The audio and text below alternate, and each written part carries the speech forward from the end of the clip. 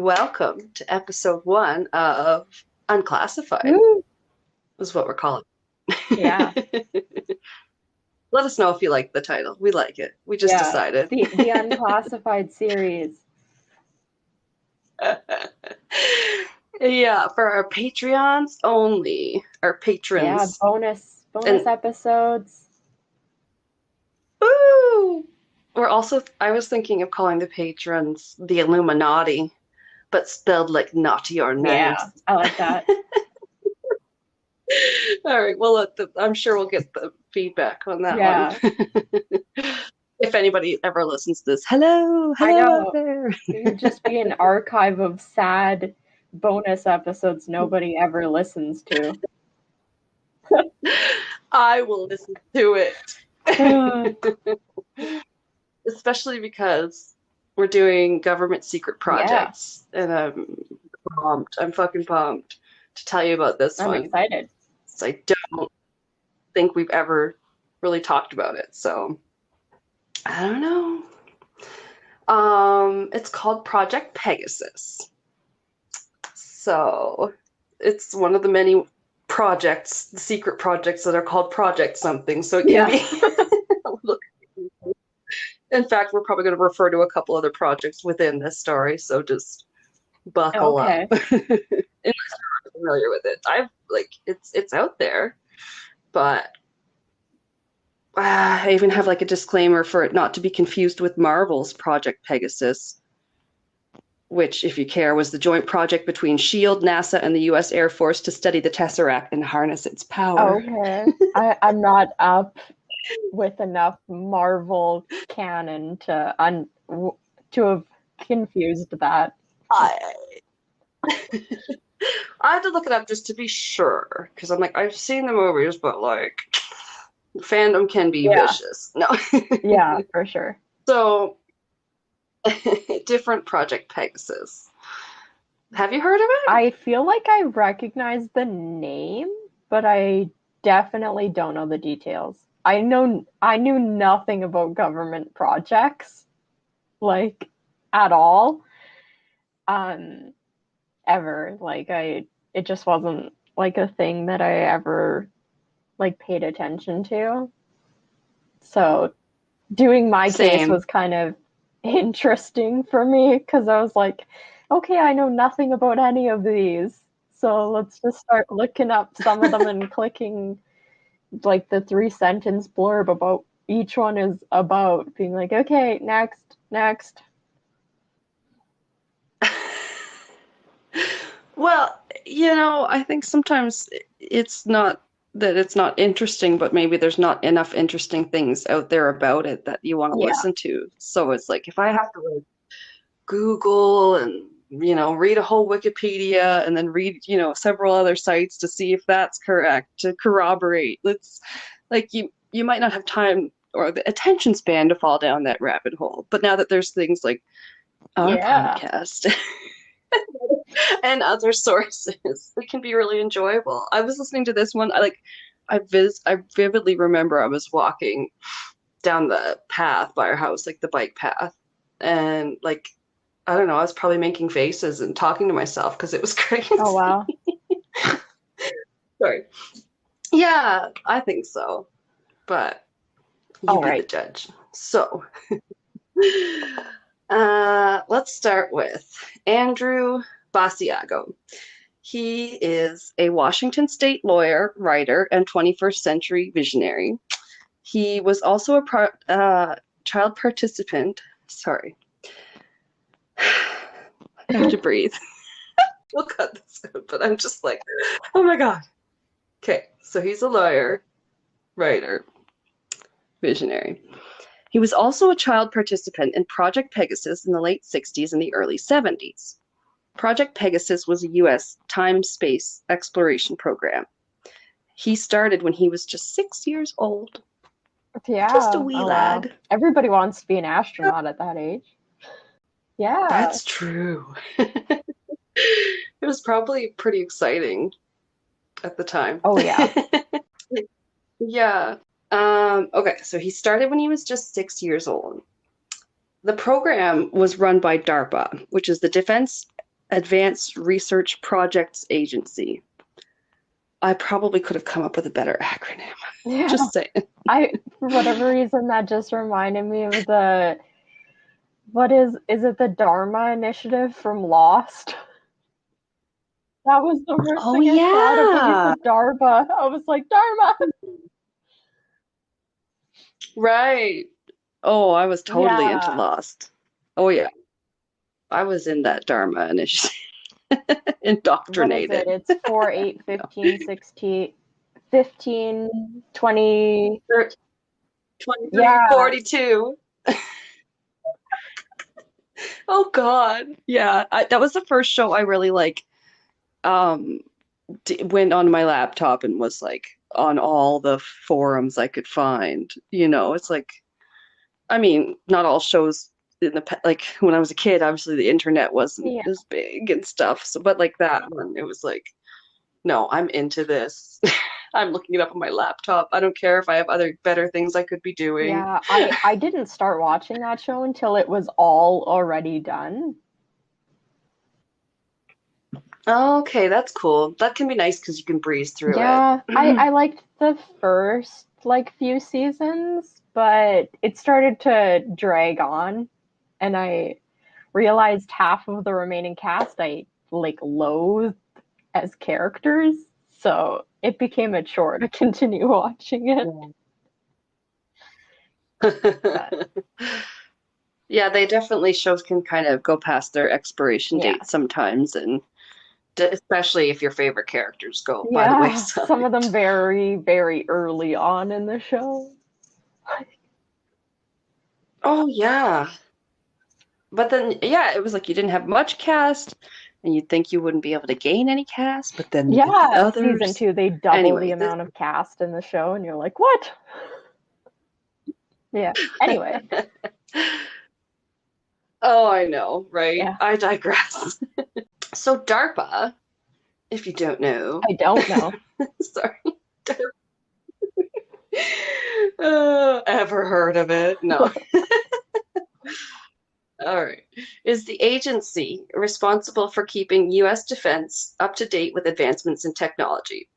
It began as a response to the Sputnik program in the late 50s. DARPA finds ways to integrate cutting-edge tech developments into stuff the military might want.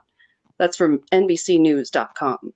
So, yeah, that kind of explains how they came about, the whole Cold War Russians. It says the Sputnik program was a series of space missions launched by the Soviet Union in the late 9150s because I wrote this. That's what. Instead of 1950s, you wrote 9150s. We should leave these ones totally unedited. We can. I mean, Let's maybe people can let us know if they don't if you ever mind our craziness. If you ever pay even $2 to listen to this, and then you get to listen to us go 1,000 times, because we normally edit 99% of those out. That's a heavy load they're lifting. Talk to future presidents when they're children is crazy. I know, because it's all kind of wrapped up, because it's like they got the time traveling. Yeah, this is why this is a deep dive. Wow. Oh, yeah.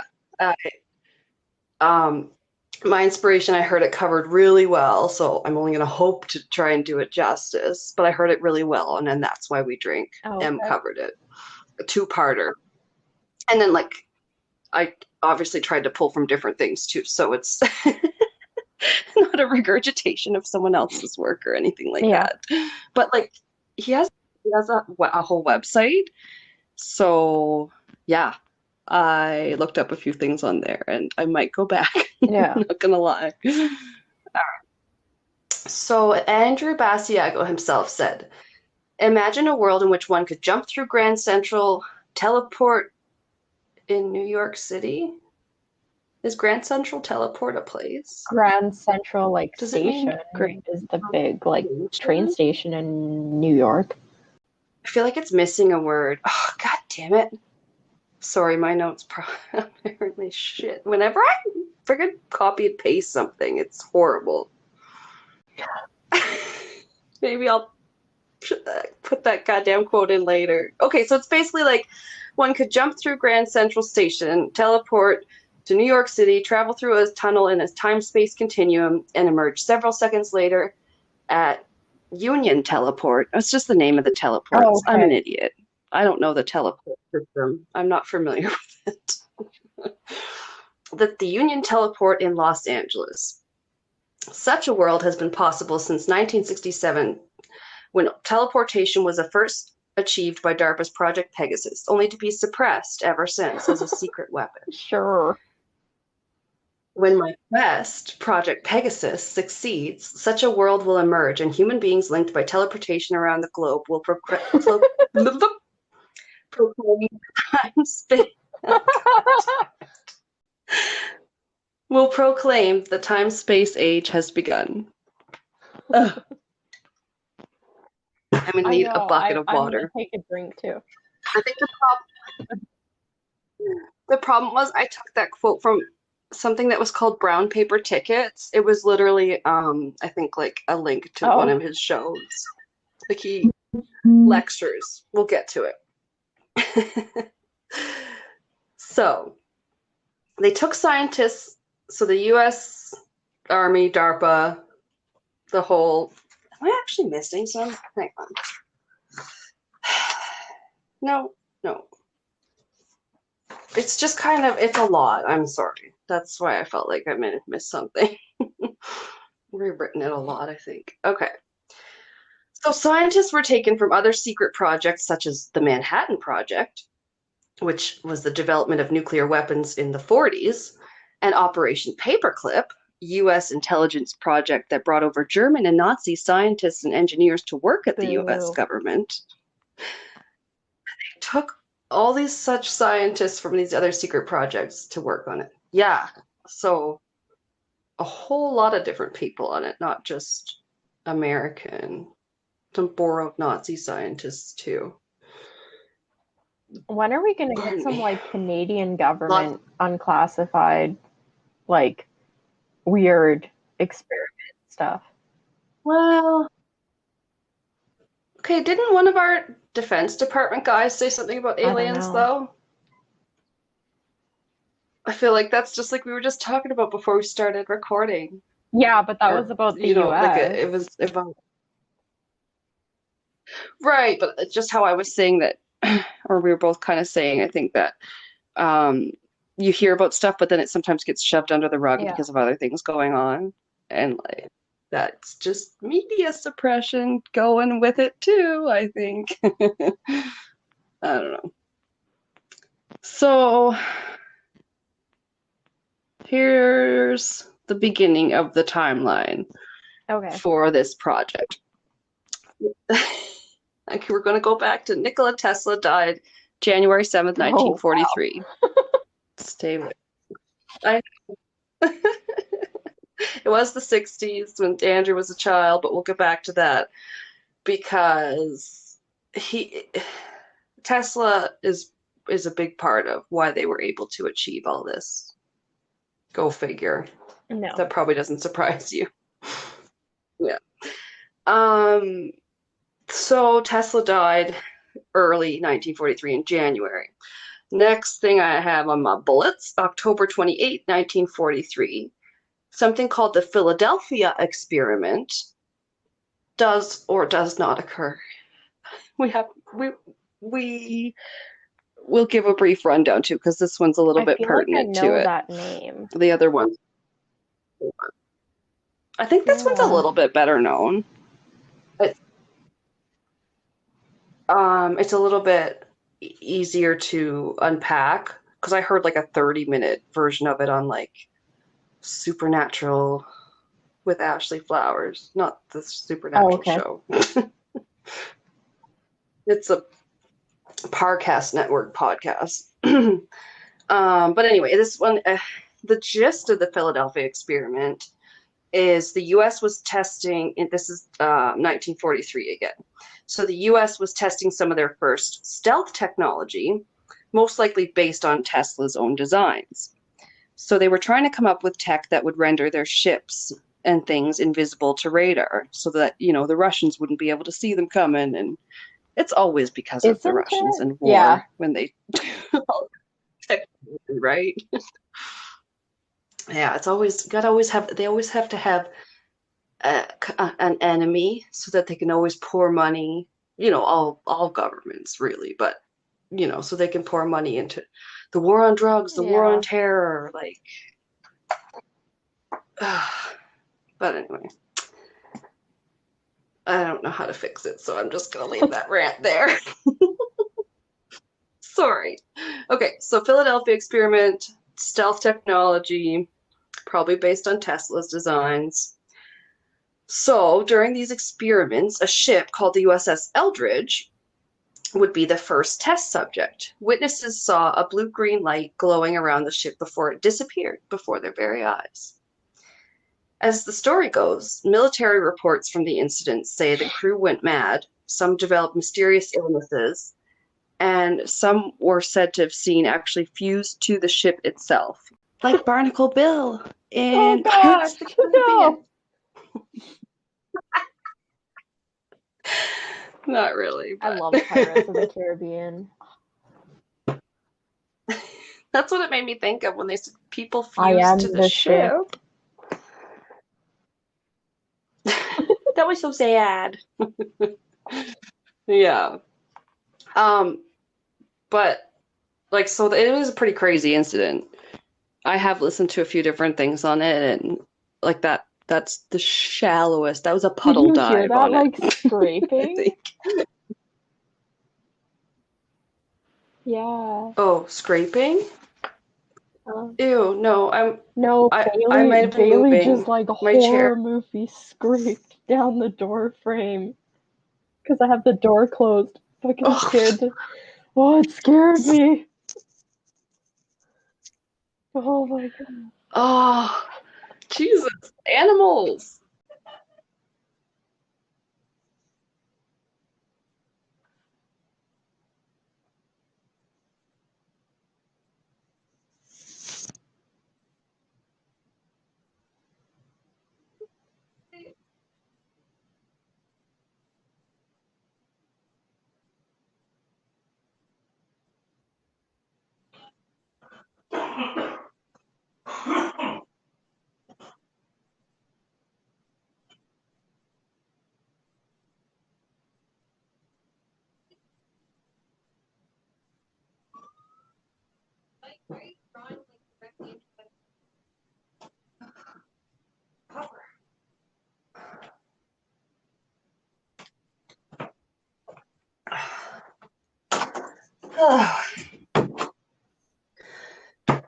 Hi. Hello? Had a quick toke. One sec. Yeah, it Is your was cat weird. I, good? like, opened the door and she was nowhere to be seen, and then she was in the kitchen, like, wailing about her food that I already fed her at 7 o'clock. I don't know.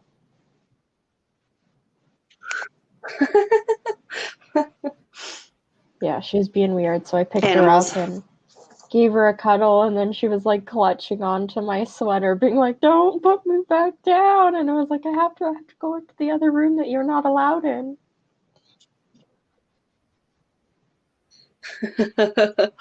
Oh, she's banned Well, from no, it I don't let while her you're in, like, the recording? 2, like, spare bedrooms, just because there's, like, crap everywhere. So, Oh, yeah. Yeah, yeah. that makes sense. No, Bender doesn't like it. I said, what? I recorded before or something like that to Pat, and he's like, well, he doesn't love when the door's shut, and he's scraped on the floor before. Yeah, I'm like, yeah, but he's that's good. sitting down with Dad now. One second. Okay. Almost. Had to get a drink. I got my Blistex. Sometimes you feel like you're giving Yeah. a friggin' Oh my speech. god. No. It's a lot. All right, so Yes. we were at the Philadelphia experiment. Or rather, I told the Philadelphia experiment. People were fused to the ship. It didn't go great, but that's the point. We're back to Project Pegasus. We don't have time to get into that. So after that, like from what Basiago knows, they started more experiments around 1958, and by 1960, sorry, my papers. They started up again by 1958, and by 1964, they had achieved teleportation. It started out as similar to holograms. You didn't actually go back in your body. It's more like the Star Wars holograms or something, or the hologram we have now, I guess. But anyway, like, yeah, it had its fits and starts. So they graduated to something that they called chronovision, which was similar to modern day, like, virtual reality glasses. Edit burp out here.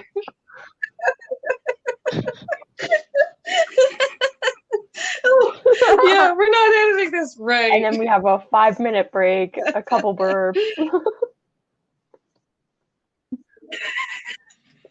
Yeah, it's like, what's my dog doing? This is getting edited. Oh.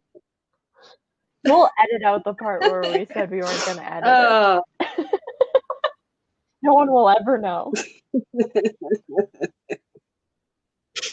Just leaving the part like, do you want this unedited? Yeah, we decided not you're to. Asking for. See, I'm dying. Listen to me die for $2 a month. I was listening to quick anecdote. I was listening to a podcast today with the Outlander author. I said to Pat, she sounds, I don't know what I thought she would sound like, but she sounds a little, I said, like, older than I thought. And then I'm like, but like, I don't know what I thought she was going to sound like Claire from the series. Like, she's not from the UK, she's from Arizona. I said, she's like 67. I played her voice and he kind of, I said, that's her, that's the author there on the podcast. And he like, oh. And I'm like, yeah, it's like, yeah, I guess she's like my mom's age. She just sounds like, I don't know, her voice is like higher than I thought. Yeah. Just like a normal like, older person. I looked up one time people on Sonic Radio, what they looked like. And I was just like, you do not look like your radio voice. Oh my God. Oh, I hate having a picture in my head of people almost. I wish I could. And then you're like, I don't even want to look them up. I'm like, you're going to not look like anything I pictured you like. But then my pictures in my head are always like very vague. Yeah. They probably have brown hair. Their face is blurry. They are a blob of flesh with limbs. And then they do stuff.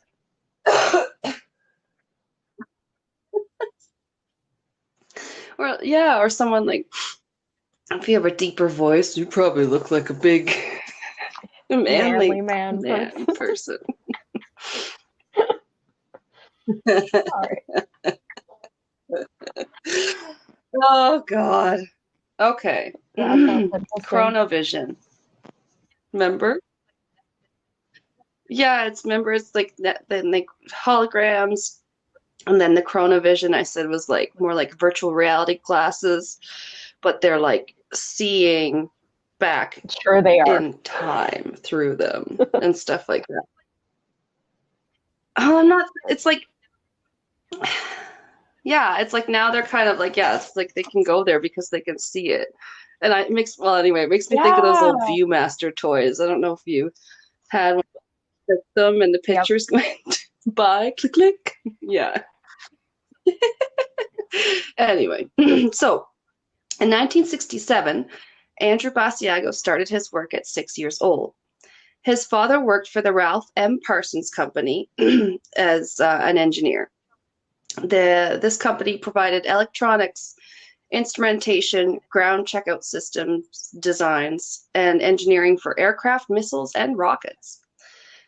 They held contracts with chemical and nuclear jet propulsion facilities, pardon me, including for NASA, Exxon, BP, and the U.S. military. Wow. That's who Daddy works for. So, Project Pegasus special head engineer was Raymond Basiago Andrews' father. And I don't know if I didn't know where to put this, but later in life, Andrew would seemingly confirm his dad was working for the CIA.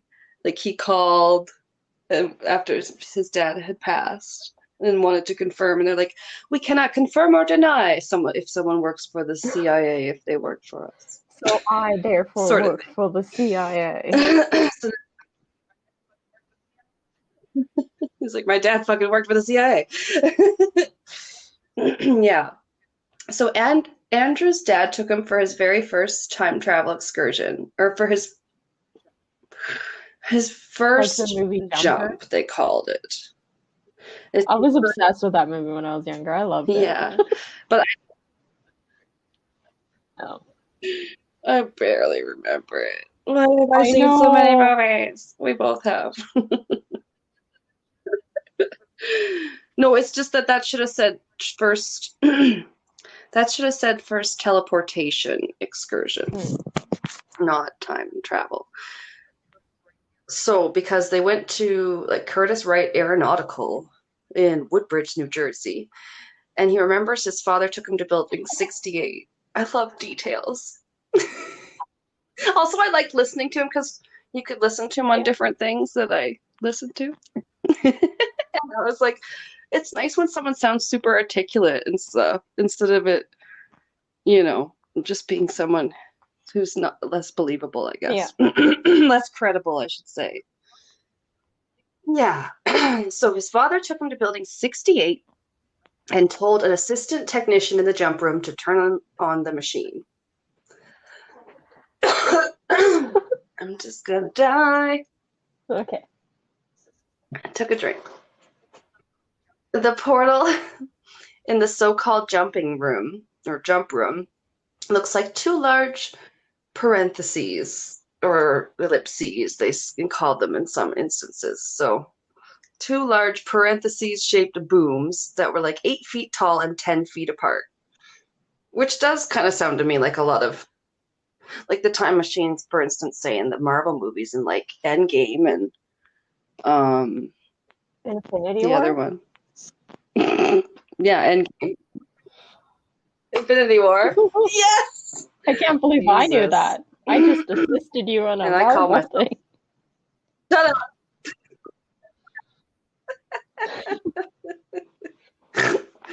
All right. Moving on. Okay. I'm so... Hang on. I gotta stop. It's because of my bong. That's lovely. Parentheses shaped booms. I'm trying not to move around. I'm such a fidgeter. So, picture it. It's the 70s. Yep. You know, the computers that they had. They looked rudimentary, and it was like plugged into the wall. It had tiny ports with red and green lights coming from it. And then Basiago said it actually felt either to some people like you were going really, really fast when you were in it, or that you were not moving at all, depending on the person you talked to. Because people like literally experienced it different ways. Like I can't, like it doesn't say which one he felt, but obviously it was one or the other. Tesla said that the ellipses, or the parentheses booms, these things that you get inside, they harnessed radiant energy. It resembles like a waterfall of energy that you go through. So Tesla says radiant energy is, quote, latent and pervasive in the universe, but has the capacity to bend time and space. So he was the first to discover radiant Wow. energy in 1901. And yeah, I love Tesla. He's the best love. What? No? I said I love Oh, Tesla. He's the best right. love. And I was like, Grumped. but no. Okay, so what the fuck? Where am I? Sorry, 1901. So Tesla said that the source of this energy is the sun. He concluded that the sun emits small particles, each carrying so small of a charge that they move with great velocity, exceeding that of light. So Andrew's father, for his first jump, like took Andrew's hand. He didn't go alone because Yeah. remember, Andrew was pretty young when he started this program. He was 6. I can't remember if he's 6 at this time, but this is his first jump. Andrew just remembers seeing a strange blue light. They jumped to the Capitol building in New Mexico. And his father was also more okay with this because he had been jumping for years. So a woman saw them the day that they jumped, the first time that Andrew jumped, and she tried telling the media later, but no one believed her. Hang on. Did I Yeah. say they jumped to the Capitol building in New Mexico? Yes. Okay. I felt like I read that sentence, but then I didn't remember reading it because I don't know. Well, anyway. So no one believed her. That crackpot. Nobody's just appearing out of nowhere. But she saw this happen a few times. Yeah. So it was like a known jump spot. So once in Mexico, yeah. So once there, he and his dad drove to see Dr. Harold Agnew. Dr. Agnew is known as the father of the atomic bomb Boo. for his work on the Manhattan Project.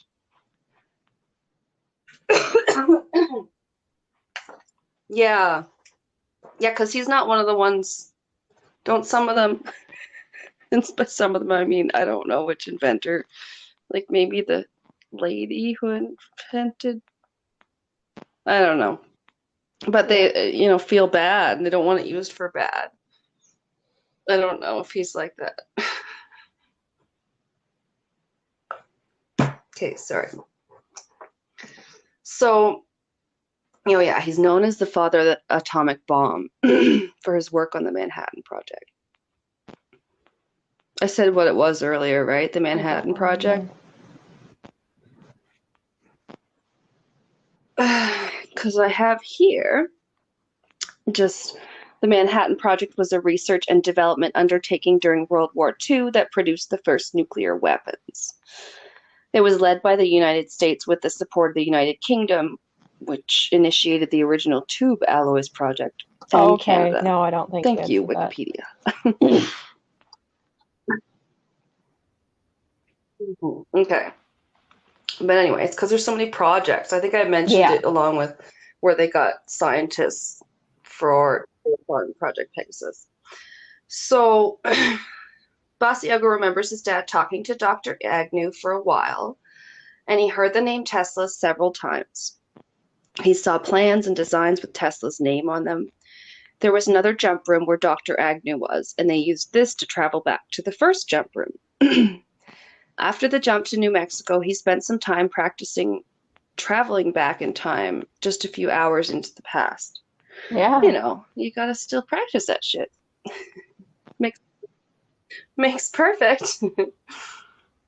But yeah, so first through space, but not really through time, and then practicing traveling through time. It's like a blue tunnel of light, and then seconds later you arrive. Nice pat.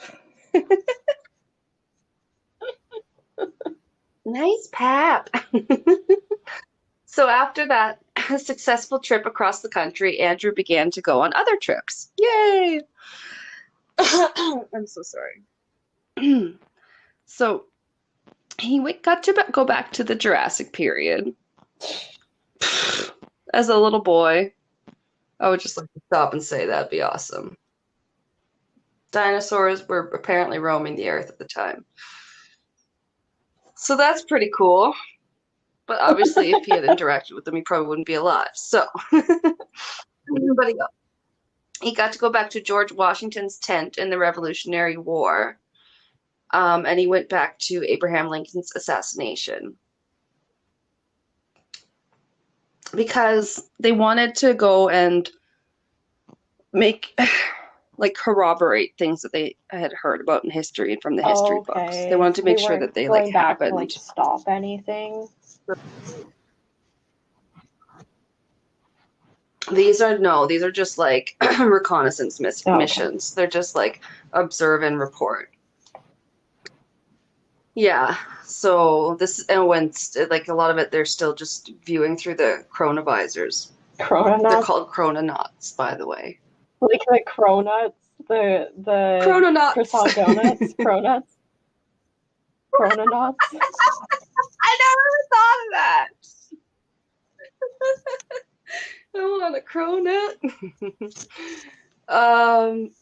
So he gets to go back to or see the signing of the American Constitution, spied on George Washington. Oh yeah, I'll get to that. Yeah. Get to a few of these.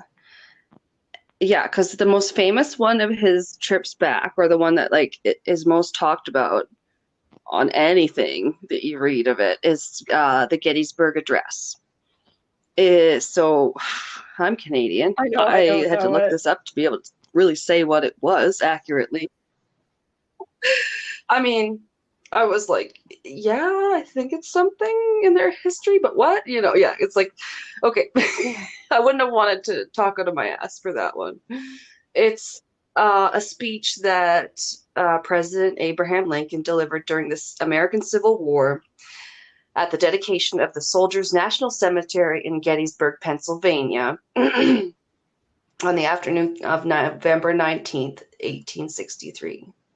November 19th, 1863.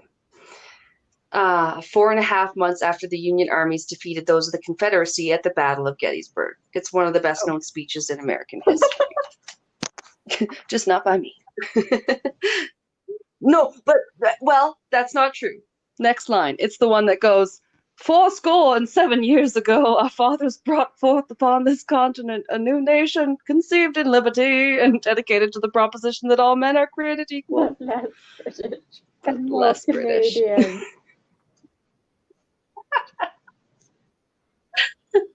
Oh. Have you seen on Letterkenny where they go, get this guy a poppers? I felt like saying, get this girl a poppers. Anyway. So, yeah, he went back to Gettysburg. That one was not a chronovisor one. Because there's a picture to look up. My one picture for my case. Yeah. I can include a picture of Andrew, I suppose, off his website in his little suit, like looking like he's a lawyer in Washington, so that he'll be all dressed up in his little lawyer suit. Well, that's pretty cool too, as a lot of things I was listening to pointed out, like as an attorney, if you talk about anything like this, you could be disbarred, Really? which is pretty crazy. Well, I guess, yeah. I mean, people aren't gonna like necessarily just believe you. So yeah, I can see how it'd be really bad for you. I can see it. But I think he's cool. So there's a picture of a little boy.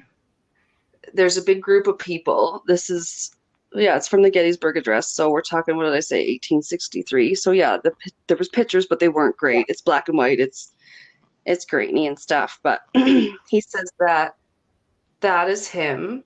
He had been tasked with delivering a pre-planned script or speech to Washington. Did I? Oh, hang on, I had the speech somewhere. Yeah. Oh, I'm sorry. My notes too are crazy. Okay, yeah, we'll get to it. delivering a pre-planned speech to Washington, but he felt like he was attracting attention on the way there. He saw soldiers looking at him, and he thought it was because he had these shoes that were too big, because apparently, like, during his trip back, his shoes had Oh my blown off, god. so he had stolen a pair off of a body. I know. Like, we're tough little super soldiers, or whatever. Not super soldiers, but spies. Black ops. So in the picture, and as he describes, he deliberately like was positioning his feet to try and hide the fact that the shoes were too big, he says. So he stuck his left foot forward and his right foot to the side, and he's looking away from the Wells Hotel where Washington was due to arrive soon. So that's how he's standing in the picture.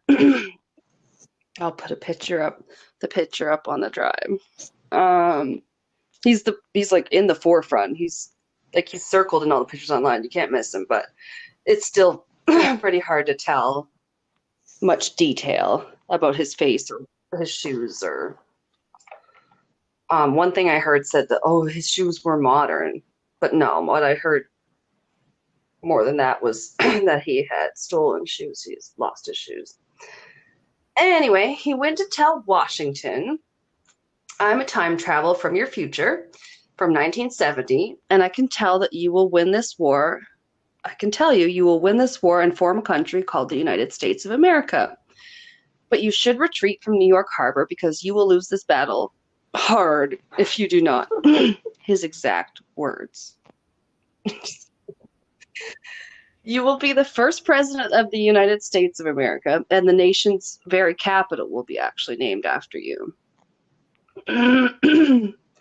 Fun fact, some people say that George Washington said that the angels helped him win the war. Oh, okay. That angels helped him win the war.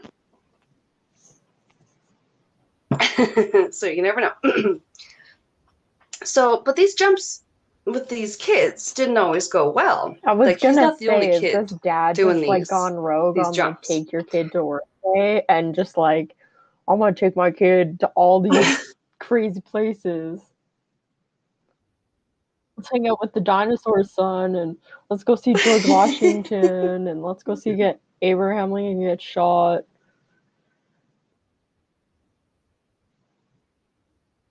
Except it's more like you go by yourself. That's Because his dad did just horrifying. jump. I So would now not be it's doing this this as kid's a child. turn.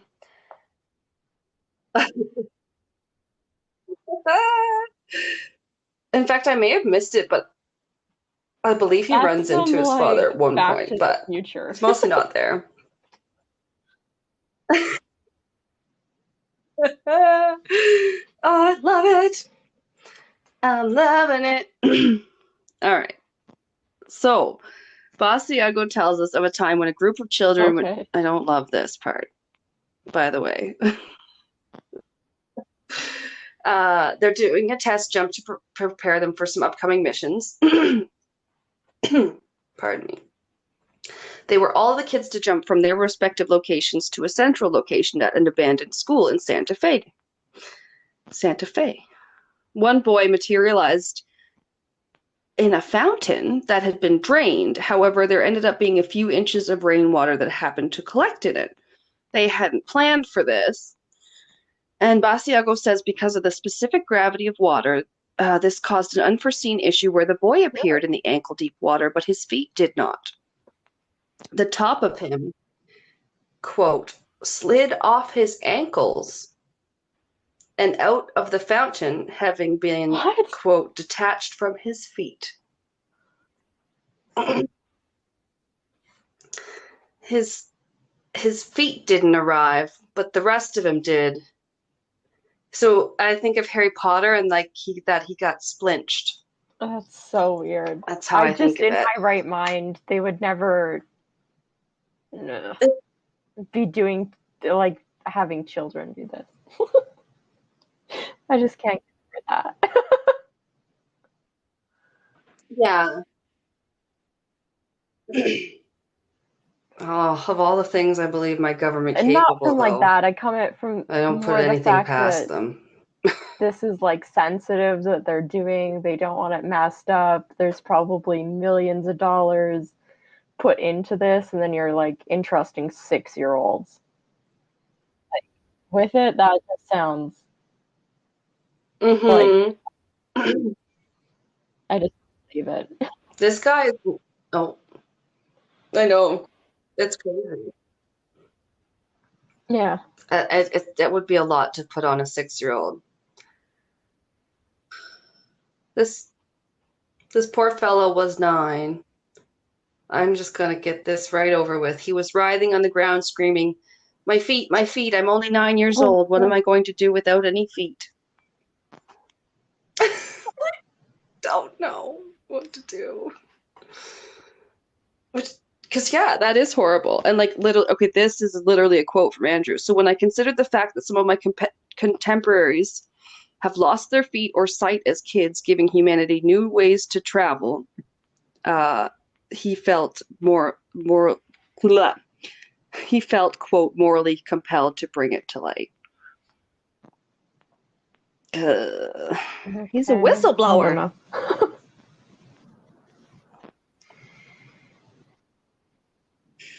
So they did have some contingency plans in place. They would give the kids papers that were supposed to explain their presence enough to ward off danger in case of any suspicion. It would like tell them to see a certain person, like that they had pre-picked, of course, to try. Like they did try to keep the kids safe. So there was some of these things that Andrew talked about that they did like that. But he said there was some close calls for him too. Like he was sent back to the night of Lincoln's assassination, and he was told to leave the theater once he heard the shot fired. And then he ran into himself while leaving the theater, and he boogied out of there after that. So he ran into like an earlier version of himself because he would be Oh my doing this god. so much, all the jumping. I know. I love time travel. But I think it's so cool. Because like whether or not we can believe this one, if it is true, like just think how cool that is, right? It's like, ugh. But anyway. Yeah, I So you might definitely even be am. asking, why send children in the first place? 100%. um, small humans seem to work better. So like physically they had less whatchamacallit, not defects, but Okay. effects from the traveling and the teleporting. They're so young and light that like they just teleported just like right after they tested that chocolate bar on Charlie and the Yeah. Chocolate Factory, and then they send Mike TV through the gamma ray next. Just a little bit bigger. But they also picked them because mentally, like they had less prejudices or preconceptions about Murders what and they were likely to see. assassinations. And or like I've read it happens this way. He's like, I'm I can 6. I don't barely know what read. happens in the goddamn Here's a Revolutionary piece of War and paper stuff. explaining my presence that I can also not read.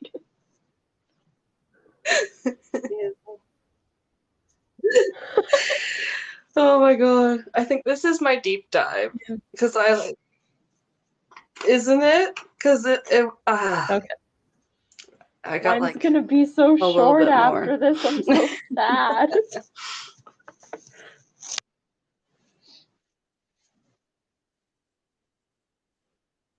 We're already at an hour and a half. I mean, maybe Well, it's like an maybe that'll be hour of good. your We'll have to figure it out. recording, It's okay. almost. Yeah. Carry Yeah, on. that's probably true.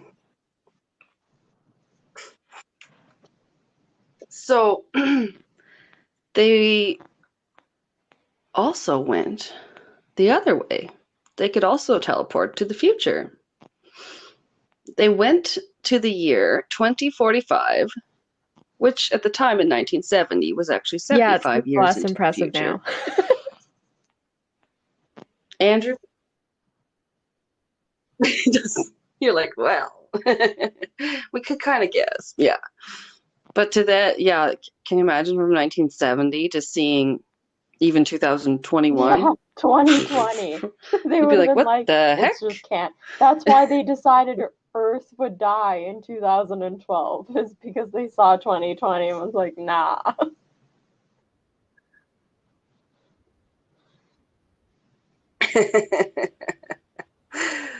Yeah, we've had all these predictions of world ending because people have gone into the future and seen the Yeah, masks and and be then they like, just I don't even know if that's miscalculated Earth, because man. of the leap People are years. dying. Trump president. I know. Oh, don't get me started on that. I know it's the Mayan calendar, and it's like, I don't know how it got so hyped up to that, like the end of the world, so much as they believed it was more of an end of an age, and it's supposed to come to an age of enlightenment eventually. But I think directly preceding that, it starts And out in this age of it's a absolute calendar. confusion, which Like, totally makes it's sense. a physical calendar. It has to have an end. Yeah.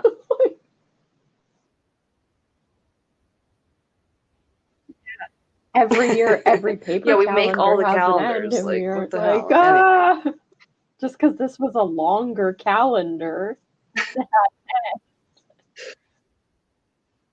Yeah.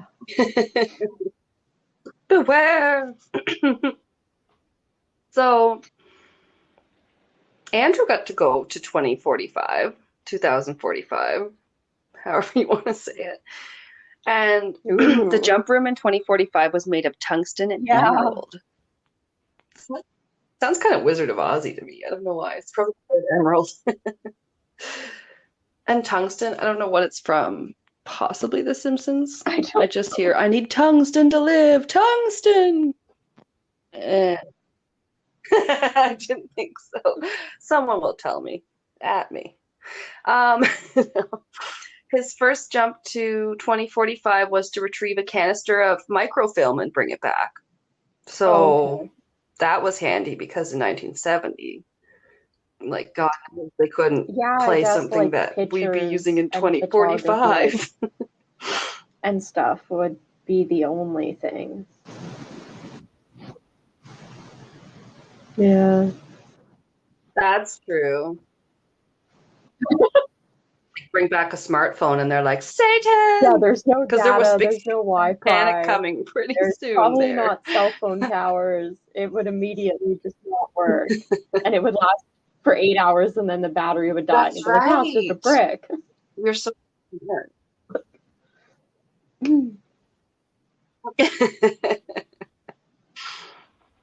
Yeah. So one thing that he brought back that he remembers specifically is footage depicting the events surrounding 9/11. I wrote insert 9/11 tangent here, but we could do a whole episode on what I fucking think about 9/11. Anyway, so he brought back what he called moving pictures showing the events. So maybe he had like they gave him a tablet and then I he have was like, "Oh, something I had some called moving a pictures for a while," and then GIF. it stopped.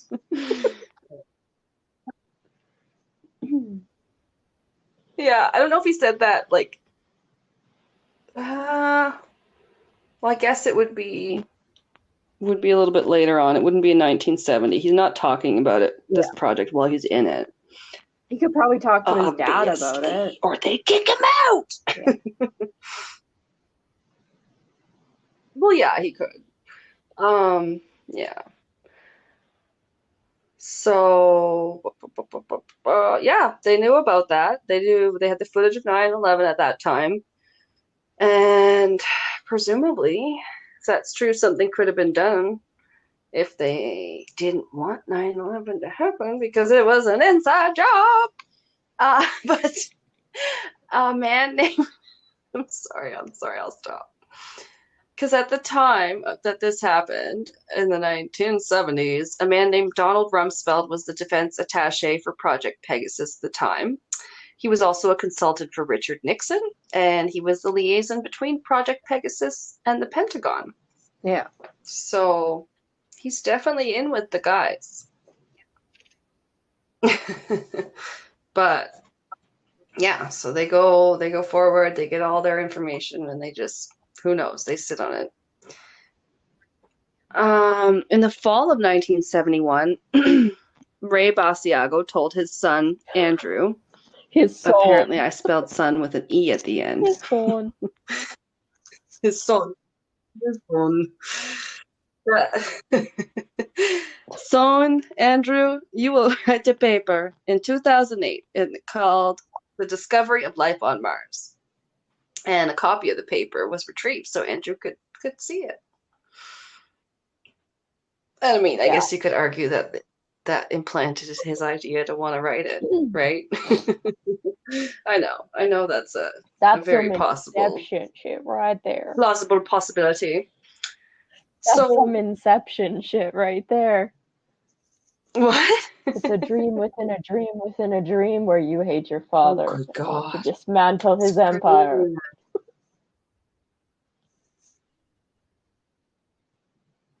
It's kind of gonna remind me of a little bit of The Martian. I don't think I've seen that. Just wait for it. No. No?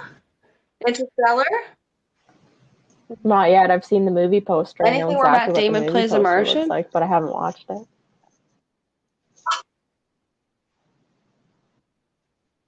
Oh, they're both actually really good. And they both, the point of that is they depict Matt Damon as a Martian living, not a Martian, but basically in both films, he ends up stranded on Mars. And both films have Jessica Chastain in it. Like both Interstellar and The Martian. But Interstellar's focus is not Matt Damon. It's the one with Matthew McConaughey. Yeah. Oh, sorry. I didn't hear you say you saw that one. Okay. So, well, you remember he sees Matt Damon in that one. He's like, because he's on one of the planets they go to. I don't remember. To try and, like, he's on a ship with Anne Hathaway. I don't know. They can only have enough gas to go to so many planets or something, and they have to gamble which one still has a person surviving alive there, and Matt Damon's one of the alive. I'd have to rewatch people on Mars or something. Yeah, I remember liking the movie. It's good. I like it. Is it Christopher Nolan? Because it has a very woo, and it's real long. Ending. It's 3 hours long.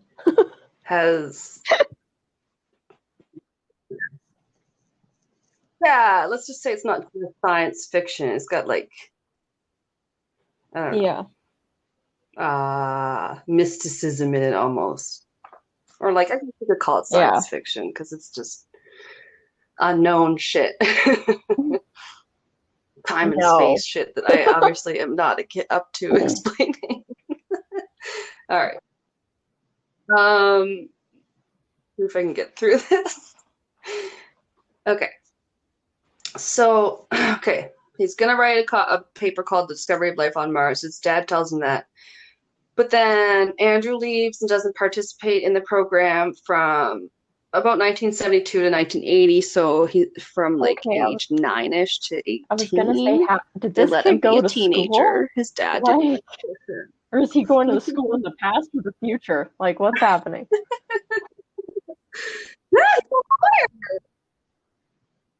He's a lawyer. He passed the bar exam. He's a smart dude. Anyway. But in 1980, so he's 18, I believe, and he's approached by his former team at Project Pegasus to come back to the program. Yeah, he's 18. He's born in 1961. He's a little apprehensive. He actually felt he was treated a bit poorly, or roughly, by his first, foray into the program. So I guess he was maybe he was a little young, but he actually does say yes. He wants to go back. or he says sure, whatever. I don't know. He goes back. So this time they want him to help with their program to time travel to the past to visit future presidents when they're children.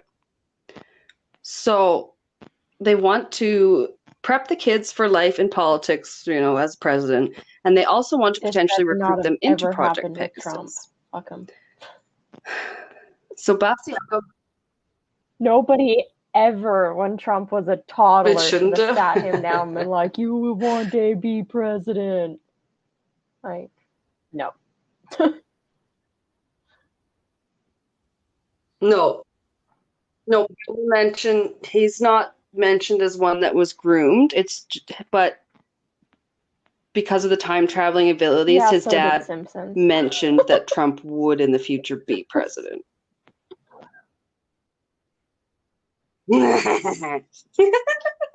So Basiago met the following kids: young Dick Cheney, Okay, I was gonna young say George they Bush better Jr. not take and credit for Sr., and young Obama. Bill Clinton. No, because Obama was awesome, and it can't be that this weird Oh. government program groomed him as a child.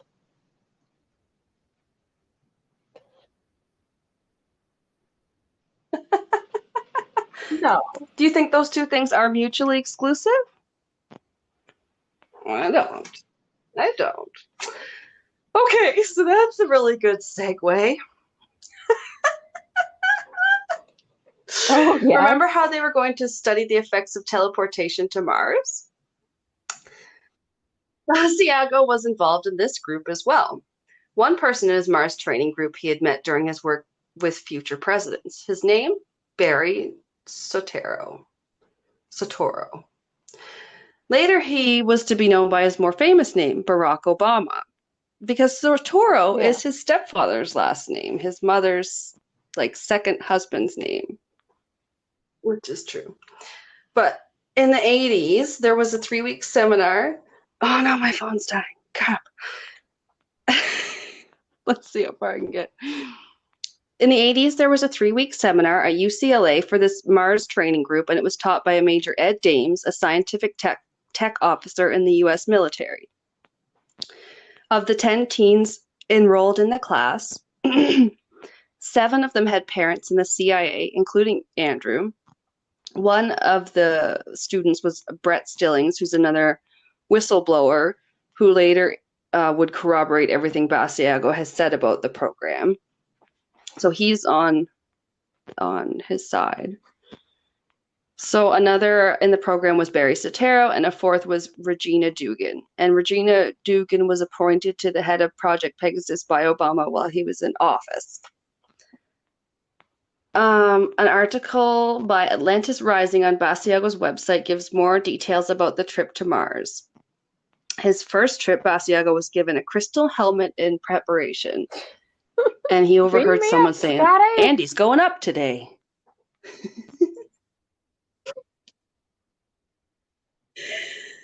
Yeah, and for some reason, this time, the jump room, at least in one of the descriptions, it was like an elevator that took you up. And then it opened up, and there you were, you're in a concrete bunker on Mars. Tremendous amounts of LSD. Basiago actually said the air was hot and thin. There's bunkers on Mars. And these people were like, "Holy shit, I'm on Mars! I'm with Obama on Mars!"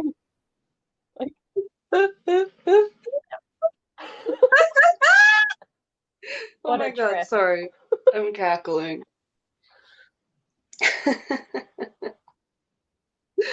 It is. Oh my god, my phone's at 10%. Oh my god, this is a long one. I'm sorry. I told you. I think I told you. No.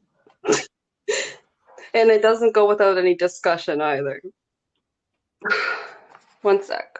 I literally am just going to run to the bathroom and get water because I have no water.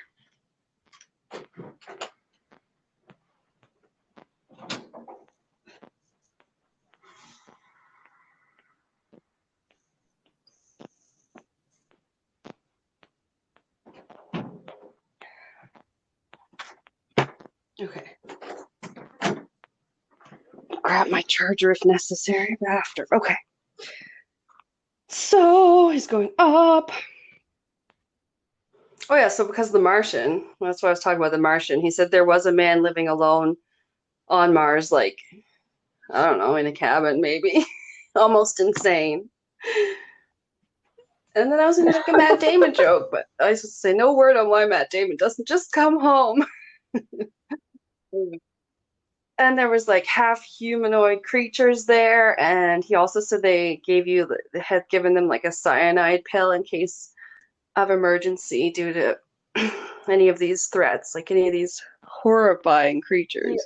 What just popped into my head was Obama trying to explain all this shit to Michelle Obama, and her just sitting there being like, "Oh no, you didn't. You didn't see no aliens on Mars." Shit. Yeah. Oh my god. Yeah. Barry, okay, quit smoking that reefer.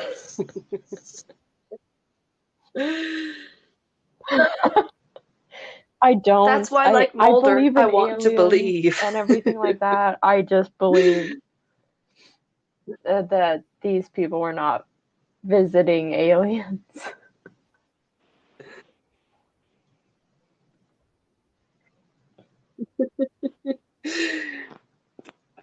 I mean, yeah, I always try and be. I do try and be. Yeah. What you call It'd be cool if it happened. Not I just skeptical, can't but believe, neutral. Like, especially when you sprinkle in visiting presidents and Obama was there. Like, no.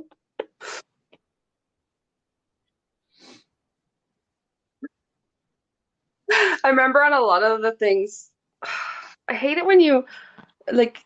I don't like listening to ones where they just like they tell the story, but say they like, oh, it's bullshit from the whole start. Like when I listened to it on And That's Why We Drink, and M's telling it, and then Christine was like, yeah, she was up to it until like the Mars point, and then was like, oh, now I'm really stretching it hard, and I'm like, that's fair. Like we're all different. I'm like, yeah, there's parts for me that are more, easy to swallow than others, but I don't know. I always like it when there's like, say, somebody who corroborates or somebody that just sounds more credible. Like I listen to, you know what I mean? Like they're spoken. Like I listen if to him talk. Obama came out and like, damn, and corroborated this, I would believe it.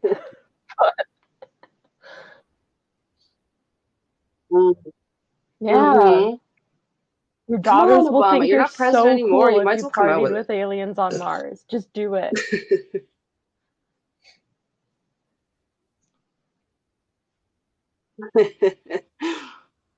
He did correct some of this article. I had read some of this on an article on his website, the Project Pegasus website. And so there's actually quite a few documents you can page through on there, but he did like have like an editor's note on the bottom of this one because I guess he wanted us to know that they say in this article that he appeared on the famous face on Mars, part of the Earth that like is raised to kind of look like a human face. That, people are like, oh, it looks like a face. You know? Yeah. It's kind of like, yeah, people see something like, oh yeah, there's a man on the moon, or like that looks like what was the other thing? People say they think they see like a pyramid on the moon or Mars. I don't know. But anyway, like he was like, no, the article said they appeared in the bunker like that was in the face on Mars. But he's like, no, that wasn't true. He's like, editor's note. This article, no. So I was like, oh, good. You're like sticking to your facts. So, yeah.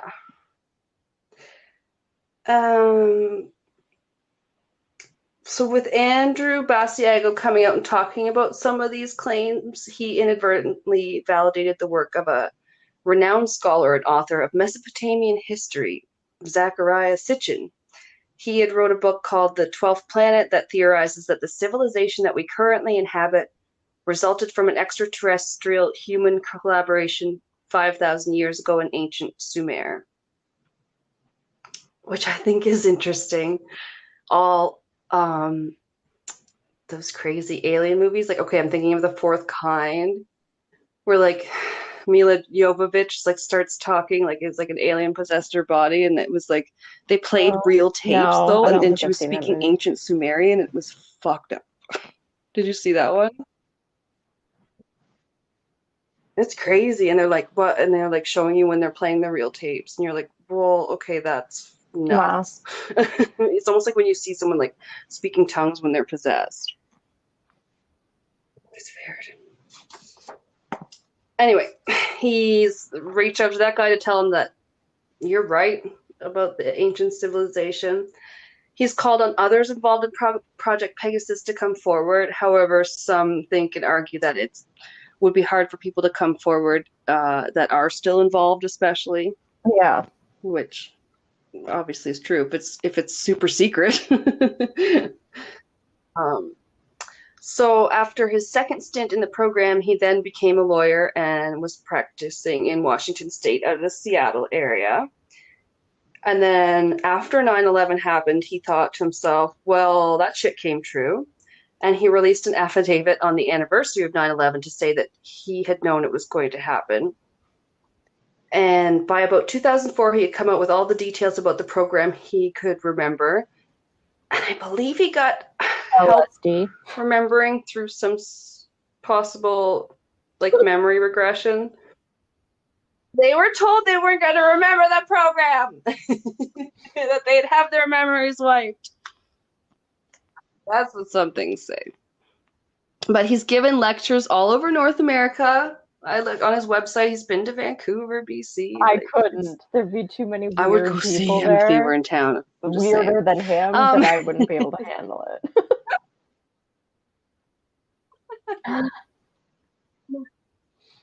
My MUFON buddies, come to me. um, Finally, Basiago was informed by the program that he himself would run for. Oh, I wrote ruin for. All right. Would run for I'm and holding become him to president that. by 2028. So I believe he like ran the preliminaries in 2020. I honestly didn't look that up. It was a long ass case, okay? But he's been in politics. He is promoting the exposure of classified extraterrestrial info, stuff like that. And then he's like Can you imagine, basically though? spearheading, he calls it the Ultra truth conspiracy movement. theory. I'm going to hit you with this. And This is just a real long con of a kid who was 6 and wanted to be president. It's just extremely elaborate. Involving time travel well, and everything. Yeah, and he's this just has been a Black he's Mirror gonna get a episode, bunch like of that one people where to that be kid like, "We becomes believe you." president. He's gonna get half the world on his side so that he can become president and everything, just because he wanted to be president. Yeah, yeah. The believers are on his side. The believers. I I'm a remember. believer doing the time war. Bill Clinton, no. Do you recall though No, that he wanted to know about aliens and they wouldn't tell him? no. And while he was I'm too president, young. I know nothing about and Bill Clinton. Bill Clinton, yeah, he like publicly was like, I'm sure it was Bill Clinton. Maybe Obama joked about it too, but then they'll be like, well, someone won't Yeah, tell me about the aliens. And that's all you ever hear presidents say. I don't and know. then it was But yeah, Donald Trump that that finally is revealed the um aliens. like I Boo. said, the truth. Yeah. Boo. That what aliens? Oh, ugh, whatever. I don't even know. No, Did they talk it about was aliens last year? aliens. Nobody knows because all they Those talked about was three a stupid videos, they like pandemic. confirmed. Because they kept saying, "Oh no, no, like we have no comment or whatever," and then they finally said, "No, like we confirm with all of our sources, it's not like anything that we made, and that they are like 100% unidentified."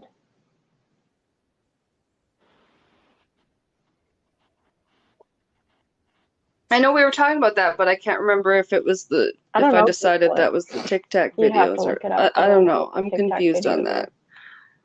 that. Um,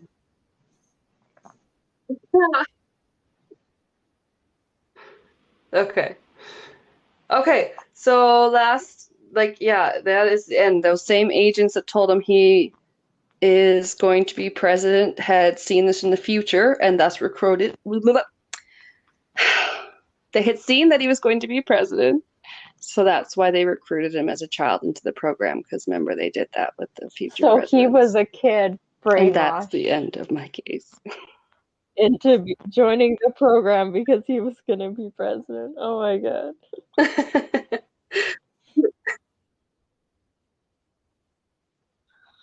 Oh no! And this has all been Oh my QAnon all along. god.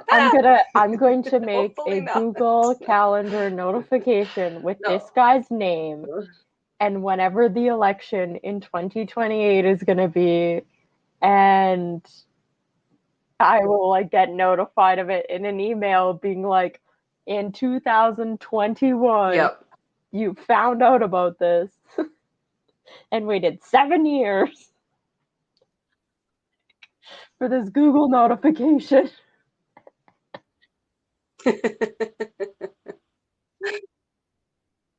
Yeah. And then we can get like, we'll be like, hey, you did Yeah. it or you didn't do it all over No, his Twitter will just be like Twitter if that still a is a contact thing. lens you put in your eye. That's what I like about it. Yeah. I love it. It's got a prediction, it's got time travel, it's got teleportation. Mine's Such a boring. good Oh, government sad. secret project.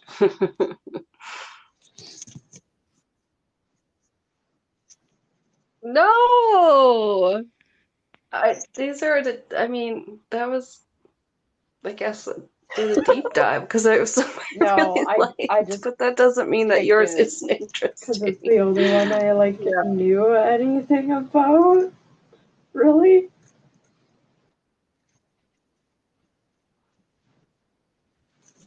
Yeah. Yeah, there's still a lot of them that I still know nothing about, or very little, which is surprising because I do really enjoy them once I Most of the time, there's one hear spot a that it good loses me yarn on where spinner I'm like, tell nope, them. done.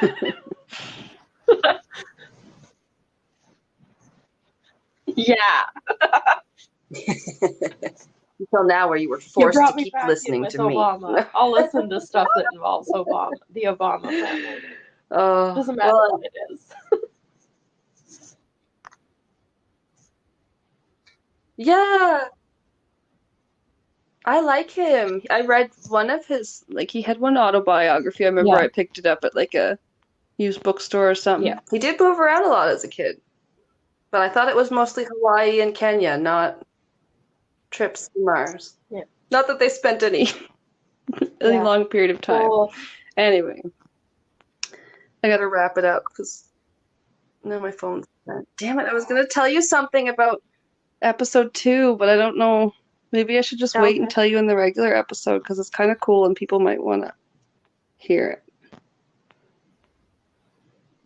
I got some feedback after the case Your from a case? Oh family wow, member yeah, that tell me in the might have had a episode. tangential connection with my case. But yeah, because I work until 9:30 tomorrow and Okay, Thursday, okay, I will. so I'll we save it. can record my part on Friday.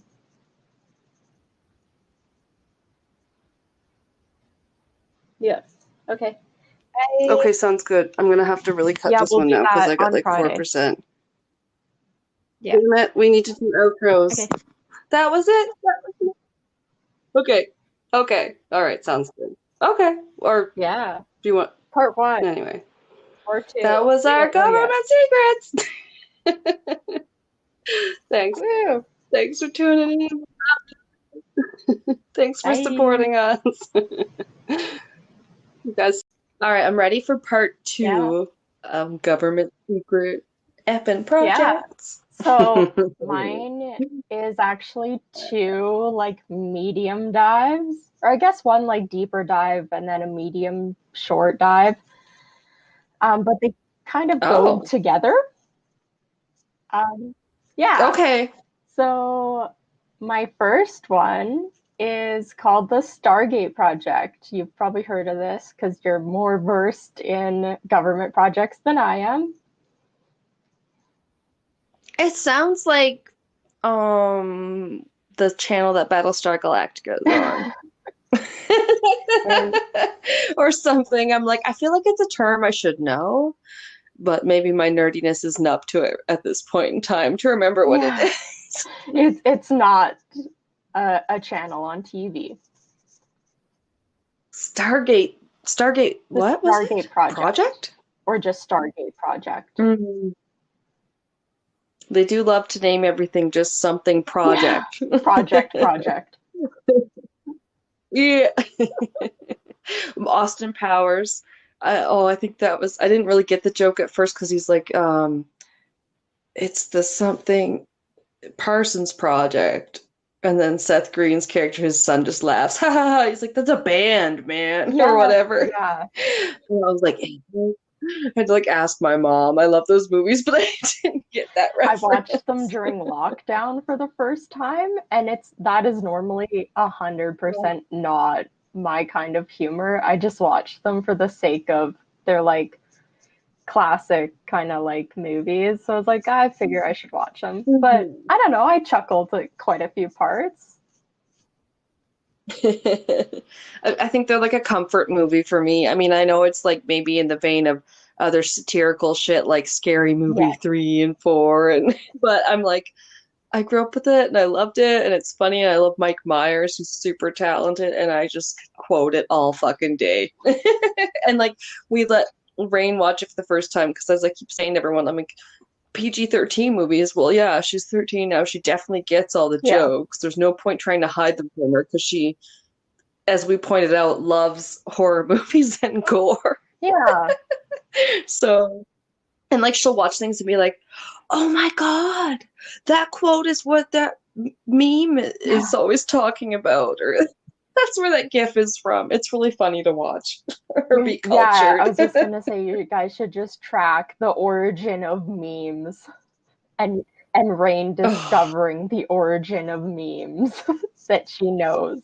yeah.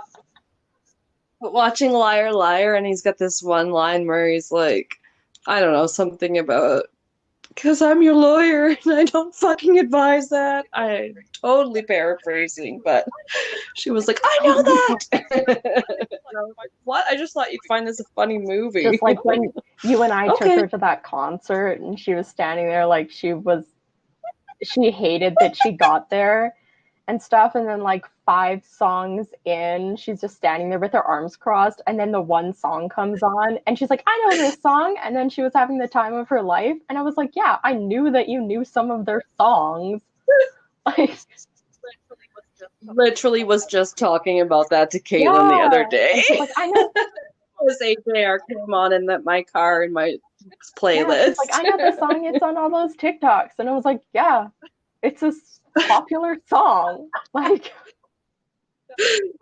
That was like literally her first concert. But like, yeah, she's totally a little me where I was like, oh no, I was really good at being whiny when I was younger. But then I'd be like, I don't want to watch this movie. It's probably not good. It'd be all judgy. And then I'd be like, yeah, it was pretty good. You know. yeah. All right, I'm sorry. So, the Stargate Project was the 1991 code name for a secret US Army unit established in 1978 at Fort Meade, Maryland by the Defense Intelligence Agency, or the DIA, and the SRI, the Stanford Research Institute International, which was a California contractor of the Stanford Research Institute, to investigate the potential for psychic phenomena in military and domestic intelligence applications. Yeah, Ooh. All we got some right. psychics. Or so they'll try Yeah, to find. They love to experiment with shit they don't know about in the government and the yeah, military. I'm sorry, the US government. yeah, Don't at me, US government. yeah. So the project and its precursors and sister projects originally went by various code names, including Gondola Wish, Grill Flame, Central Lane, Project CF, Sunstreak, and Scanate until 1991 when they were consolidated and rechristened the Stargate Project. Because Gondola Lane is Gondola just Wish, so wholesome and granola. Gondola Wish, and Grill Flame. Those are my favorites. I remember my sister and I in our first view of a gondola making fun of it and calling it a granola. That makes no sense. I think that was in BAM. Yeah. So Project Stargate, or Stargate Project, I don't know. Stargate, comma, project. Project Stargate Project. Project Runway. Stargate Edition. They designed the uniforms. Is it not a show though? Stargate? I think so. Isn't it like Stargate Enterprise?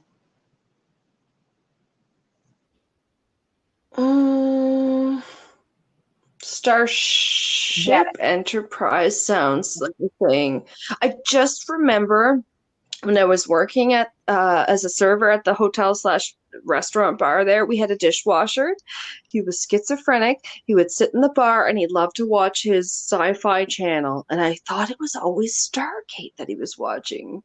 But now I'm trying to remember if that was like, yeah, like it's when you're watching Star Trek and it's Star Trek. I think there is a Stargate show. Whatever. Yeah, I think so. Anyway, I digress. So, Sorry. Stargate Project picked up due to rumors that the Russians, it's always the Russians, Always.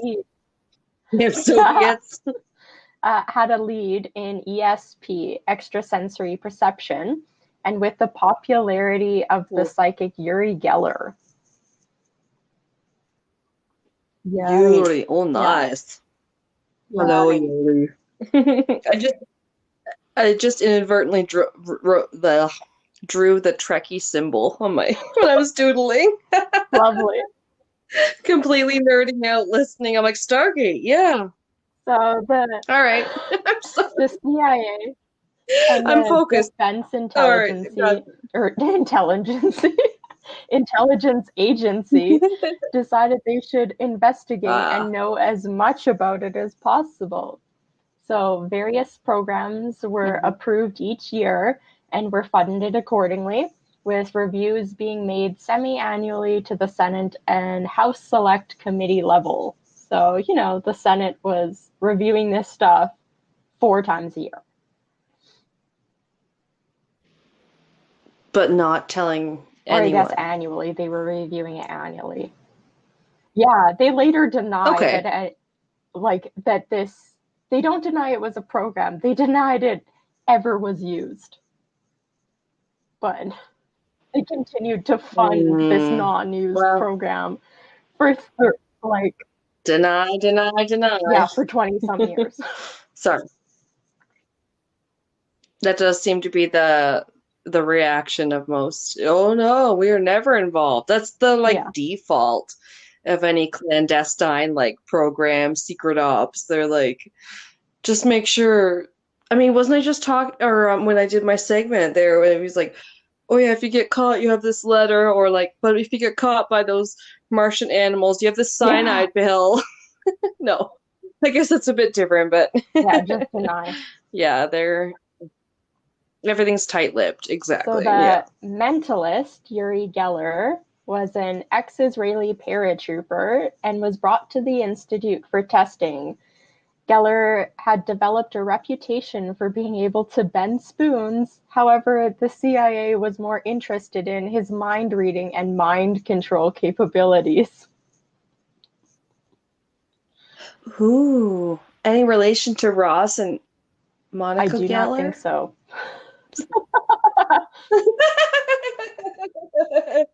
When you're like Israeli, I'm like, wait, Yellers. Friends. So, All right, Stargate cool. Project work primarily involves remote viewing. Remote viewing, or RV, is the ability to obtain information about distant or non local places, people, objects, or events without using physical senses. It is related to clairvoyance and is sometimes referred to as second sight.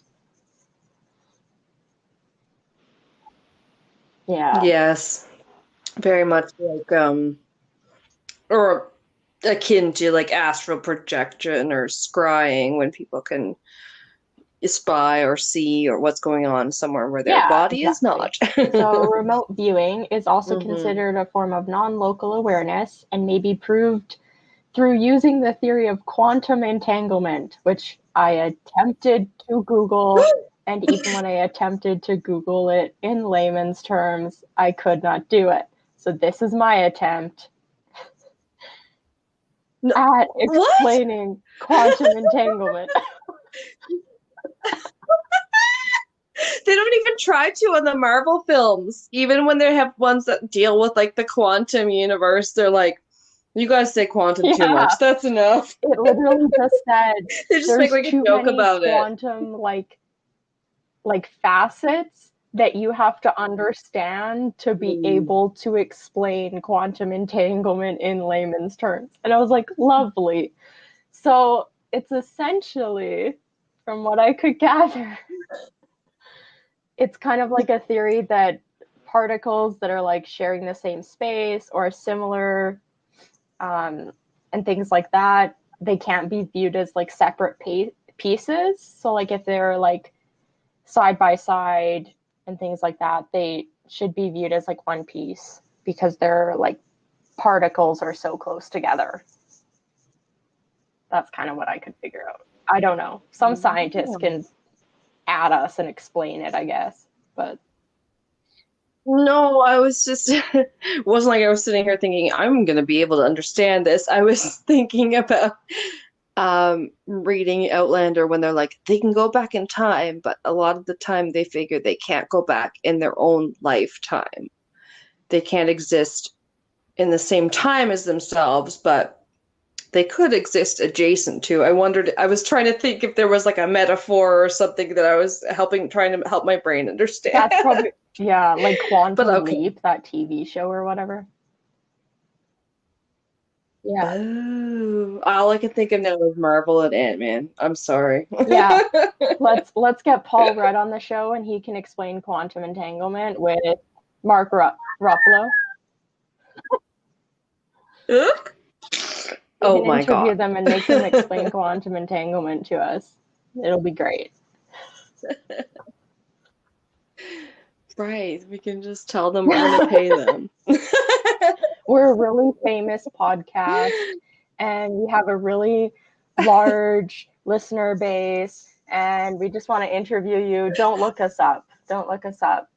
There. I was listening to a bit of Smartless today again with Jason Bateman and Will Arnett and Sean Hayes, but they're favorite and they're super Yeah. funny comedians, like comedic actors mostly, but you know, as it were. And then they're like, they always refer to their listener singular.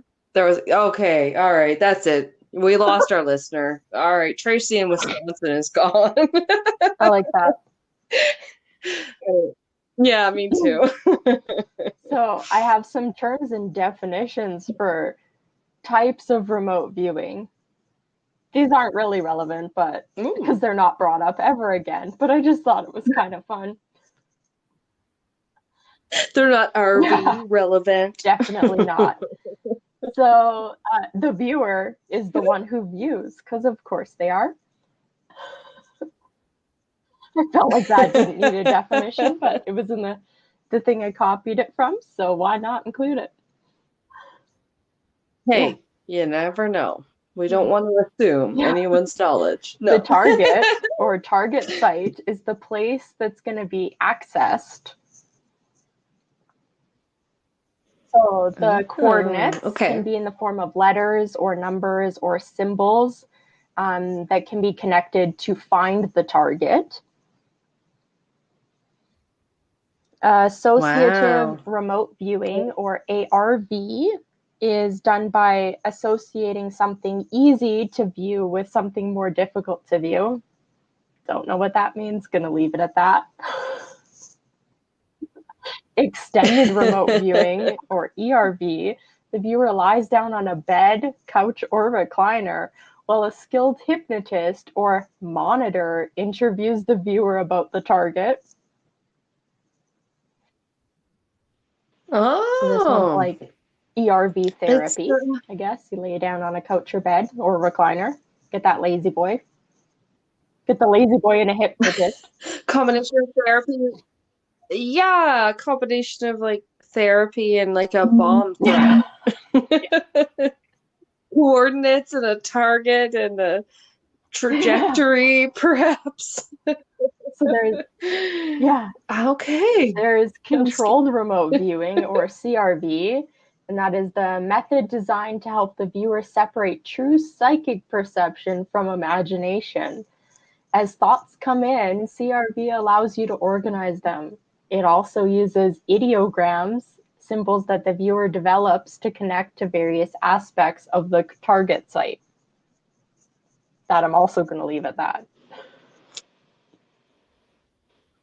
Okay, but I still think that sounds a little different than astral projection, where you could say, as in the case of that Behind Her Yeah. Eyes show and book, like take someone else's body when they're unconscious because you're astral projecting into Yeah, them. this is more like somebody would like sit down and be like, okay, this person's been kidnapped. We think they're being held somewhere. Try and like, or that we think they're being like held in this general area.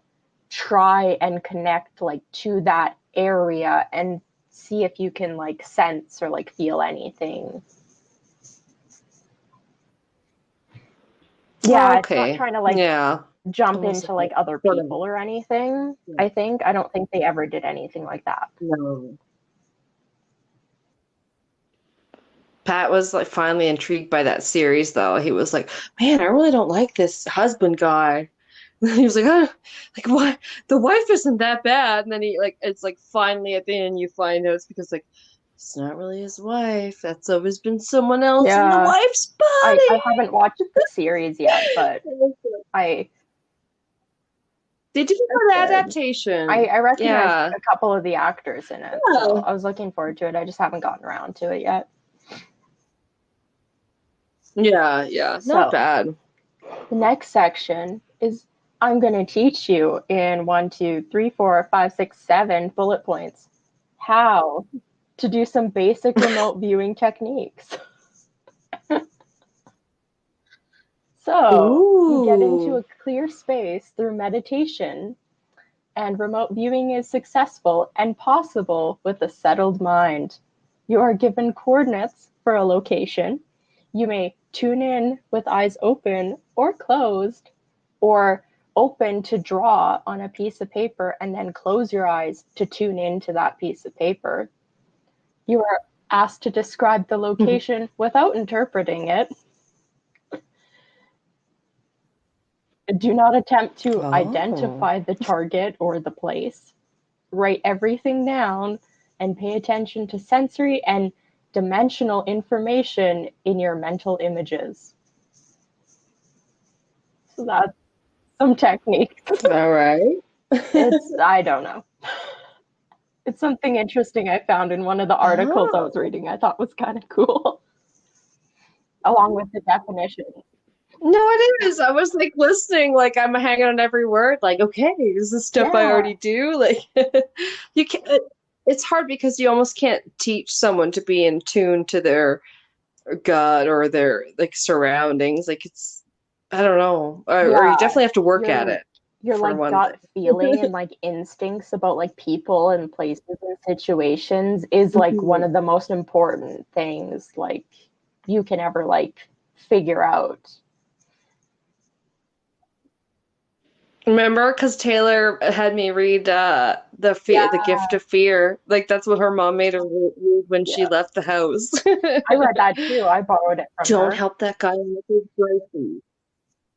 Yeah, but it's true though. Sometimes it's like it's very much like what they say on some of the OG podcasts, like My Favorite Murder, where they're like, "Stay sexy, don't get murdered." Like fuck politeness. If it means you don't hold the door open for someone in your apartment that you Yeah, don't know, like that's okay. Like it may be, if you don't get killed, like that might be worth it if someone thinks you're yeah. an asshole. Yeah, because even like, yeah, Yeah. exactly. In like an apartment building, you pulling the door closed behind you so that the other person has to use a key to get in, and you're just even protected by that single like section of glass could mean like so much. Yeah, Yeah, like, you never know. and you could be like, okay, like I'll call the super or whatever and let you in. But like if it's late at night and you don't recognize that person, like they should have their own key. They should be pretty responsible for that. Really though, Yeah. unfortunately. Yeah. Although I was talking today about how 200 years ago it was so different in that regard, where like if you didn't have enough room in your bag to take home your purchases, like someone might send them along for you. Like, okay, maybe that does happen in this day and age, but the only place I know where that happens is Disney World, because they'll send it to your hotel because it's all one complex. Nowhere else would you trust someone to send the things you bought home for you with like a Yeah. messenger. Like it's just like it just is so changed Yeah. over It the would probably years, just go but through like the general mail or something if they were going to offer that at all. Yeah. exactly. So, extrasensory perception, or ESP, are senses that go beyond the typical five senses of taste, touch, sight, smell, and hearing. It is sometimes referred to as a sixth sense, and there is more than one form of ESP.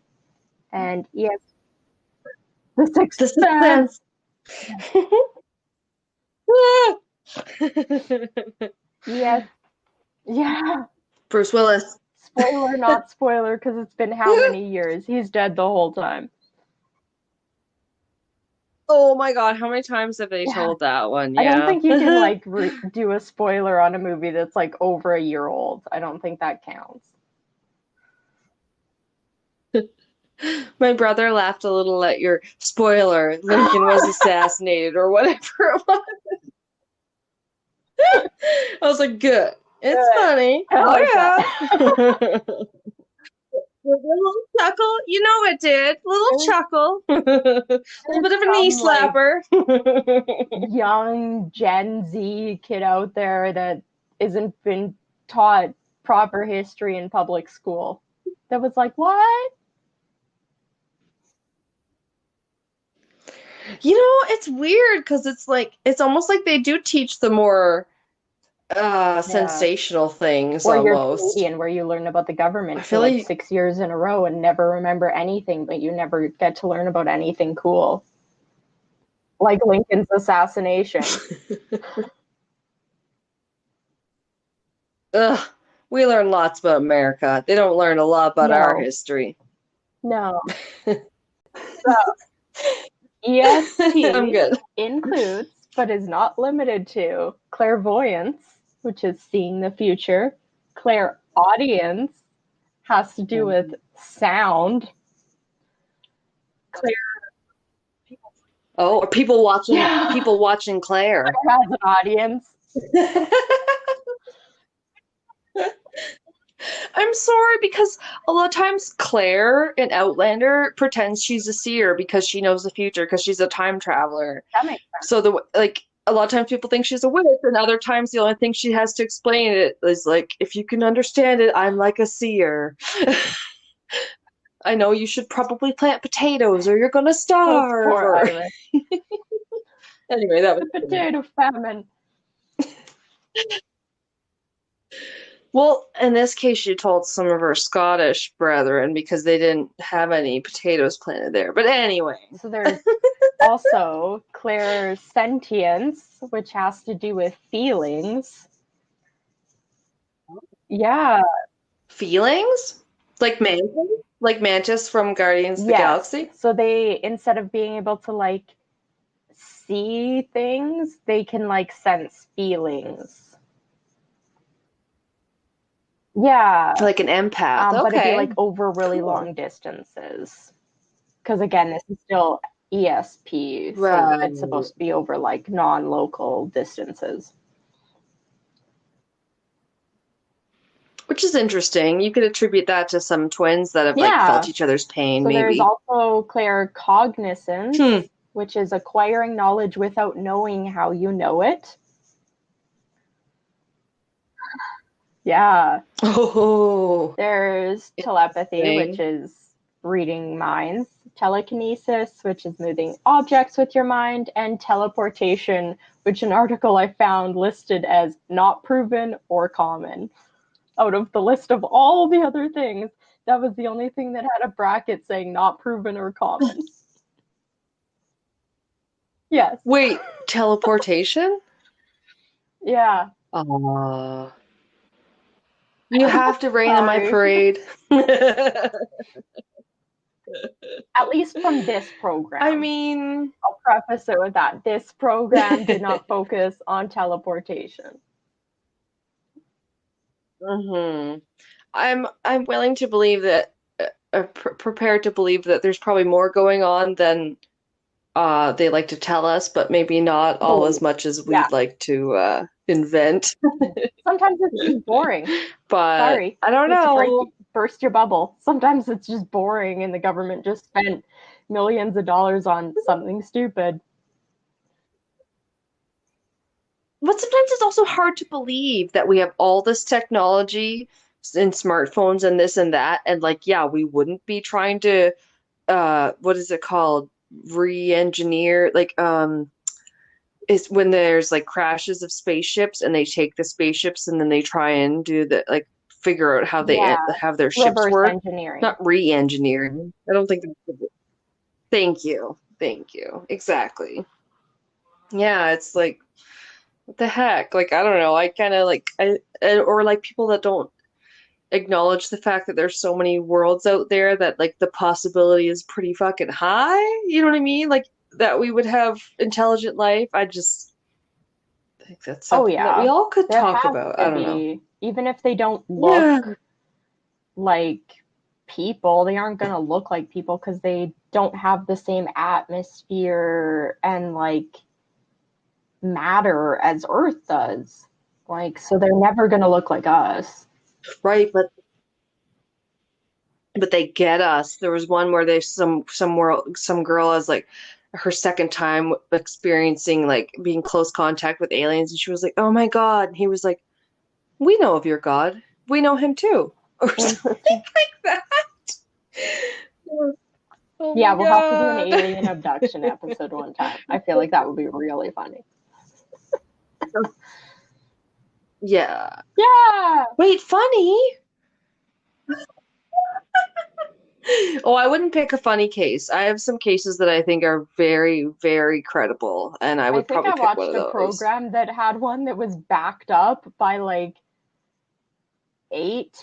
different sets of people, including somebody in the government and the person's two bodyguards that witnessed somebody floating out of an apartment building. Yeah, and it was like all these Oh, people wow. like Well, reported some it of them to the are. police within like 10 Yeah. minutes. So it was like corroborated by like four different groups of people that didn't know each other across like a couple city blocks. Yes, those are the types of cases that make me think, yeah, like these are more credible, where Yeah. there's multiple witnesses and they all report without knowing each other and stuff like that. Yeah, that's the shit that gets me. But anyway, I could go on off a rant. I mean, maybe I'm more Yeah. Mulder to your Scully I sometimes. In case you I haven't want to noticed, I'm believe. the true crime, more of the true crime half. And she's the lore half, more so of the podcast. It's so funny because I do consider myself quite a like pragmatic, logical, can be quite skeptical person. You know what I mean? So it's kind of funny because, like, yeah, it's just like the things our minds wants to believe. I'm like, I believe that's because they're very plausible. So, I don't know. continuing on, Anyway, because I have a lot more. this, this episode's going to be 4 hours long. shit, sorry. Oh God, our Right? Patreons will have a lot Somebody to live up better to. donate to this so that at least one person gets to listen to it. Your sister. Your sister has to listen. We'll shout out our first. I heard him do that on this one I listened to too. A Scottish guy. He does mirths and monsters. And I was listening to an older episode, and he was like, "Yeah, I did start a A Patreon. Oh my Patreon. God, his Yeah. Scottish accent. And my first Yes.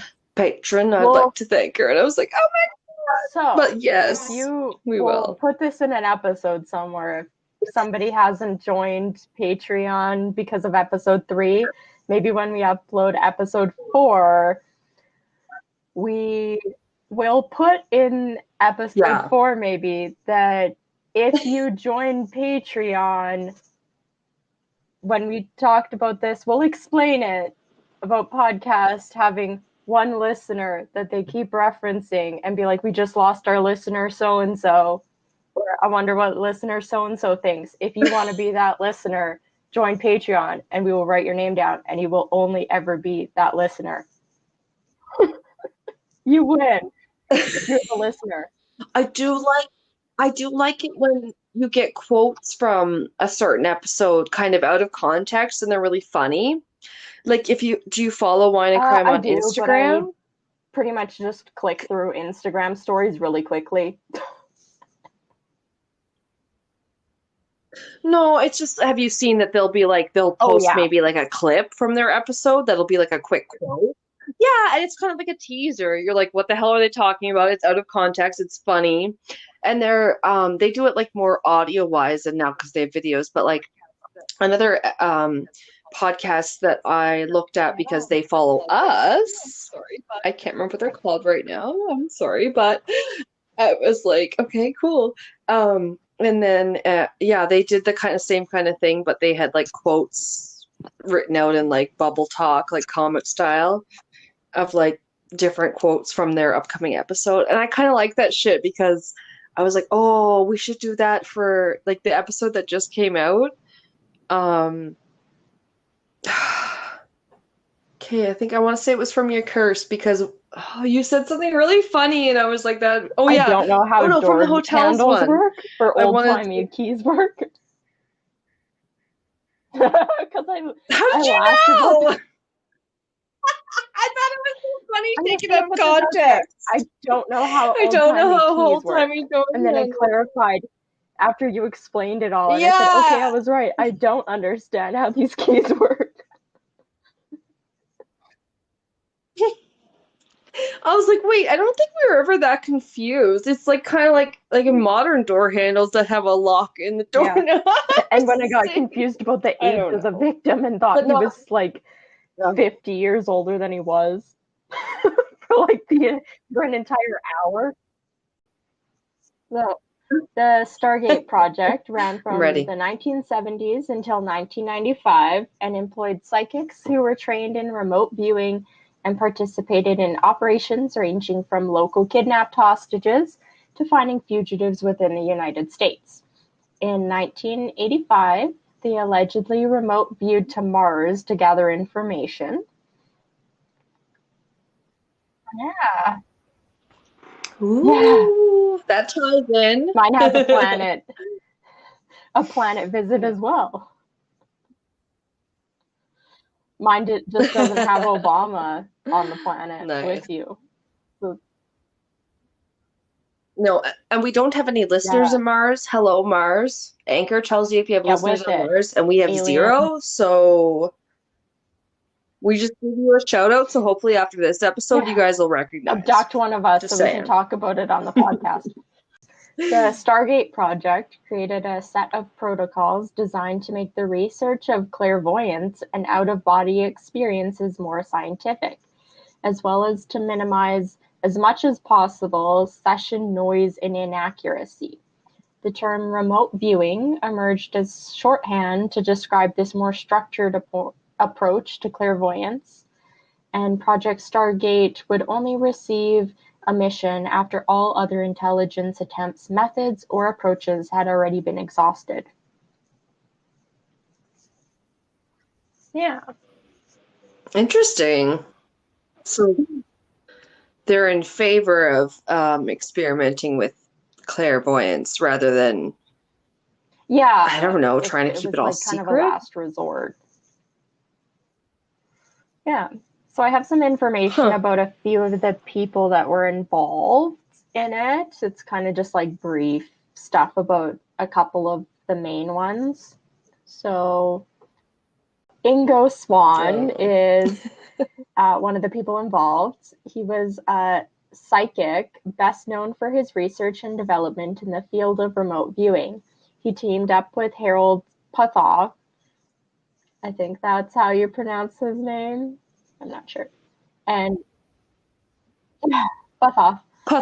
And Russell Targe to create the Stanford Institute of Remote Viewing and later the CIA's Stargate Project. So Swann was born in Colorado in 1933 and first remembers leaving his body at the age of 3 years old during an operation to remove his tonsils. So that's quite young to like have such vivid memories, really. Exactly. Yeah. I think you're barely forming memories at that point. He said that he could see butterfly lights around people, plants, and animals, which he later learned was actually auras. And yeah, so butterfly lights. Yeah. Well, that's cute. He's like, is he like little 11 from Stranger Things? Or is he seeing things on his own? Did I miss where he's being experimented on? These are just, I couldn't find like anything about like experiments. These people went through like tests and stuff like that, but as far as I can tell, it wasn't anything like bad or anything like that. So at age 9, Swann believed that he had remotely traveled to the Milky Way and was famous for claiming that he sent his consciousness to Jupiter ahead of NASA's Voyager probe. But during this, he was able to describe many of the planet's features that at the time were not known to the public. So at 9, he properly described Jupiter enough that like it was not known to the public, like certain details that he described at 9 years old. It certainly isn't somewhere that the Pegasus Project jumps to either. They've been to Mars, but not Jupiter. He's probably eating some cereal and was like, I'm going to visit the Milky Way tonight. That is weird.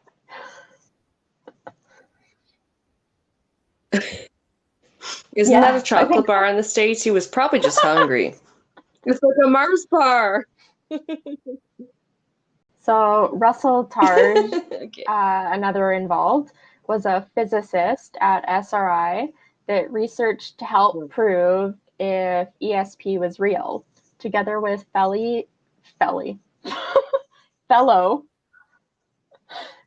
colleague, physicist, engineer, and parapsychologist Harold Puthoff.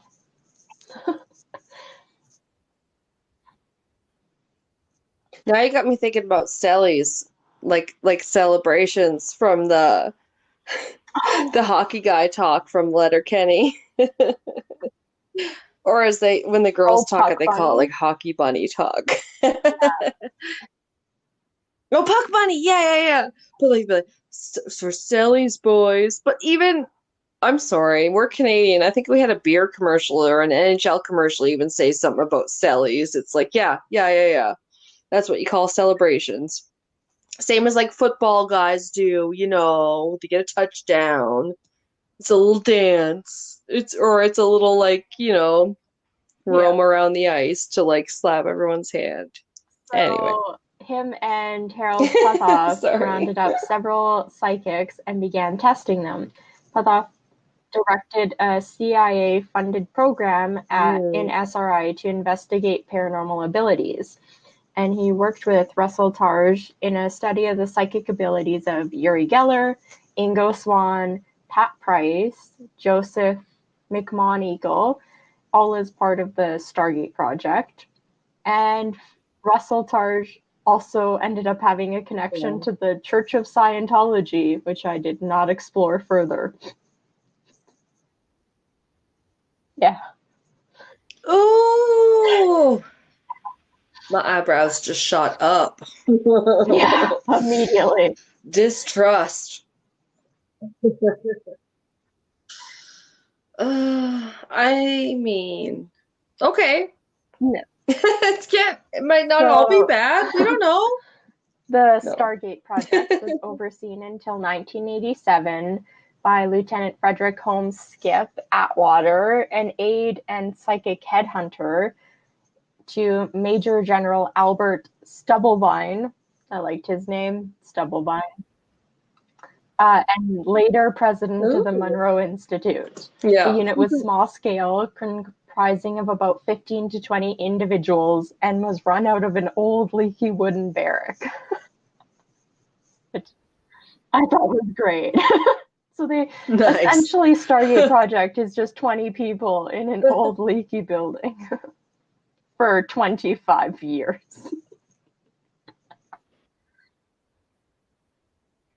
Yeah. I mean, who knows which project's going to catch on? They can't all have Google-style workplaces. Remote viewing was attempted with the results being kept secret from the viewer. It was thought that if the viewer was shown that they were incorrect, it would damage the viewer's confidence and skill. This was standard operating procedure throughout many of the years of military and domestic remote viewing programs. Feedback to the remote viewer of any kind was rare. It was often kept classified and secret from them. And believers of the research said a minimum accuracy rate of 65% required by the clients was often exceeded in their later experiments. Claimed, quote, 65%. And one of the project's successes was the location of a lost Soviet spy plane in 1976 by a Rosemary Smith, who was a young administrative assistant that was recruited by project director Dale Graff. So in 1984, the existence of the program was reported by Jack Anderson, and in that year it was unfavorably received by the National Academy of Sciences National Research Council, 2 nationals in that name. I know. The National Academy of Sciences National Research Council.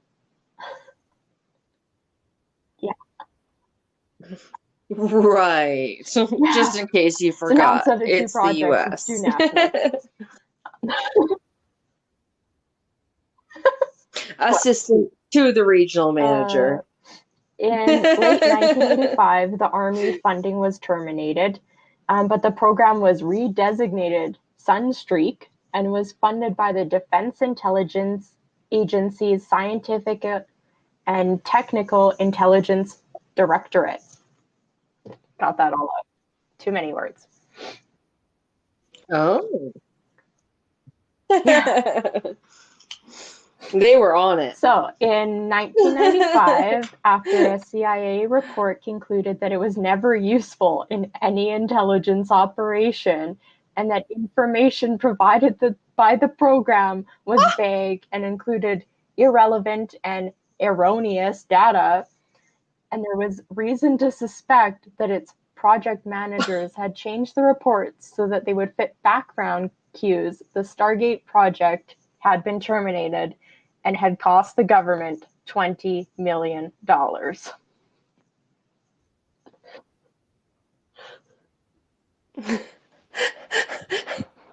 Were they like, we should have just watched Star Trek? Right. So Oh no.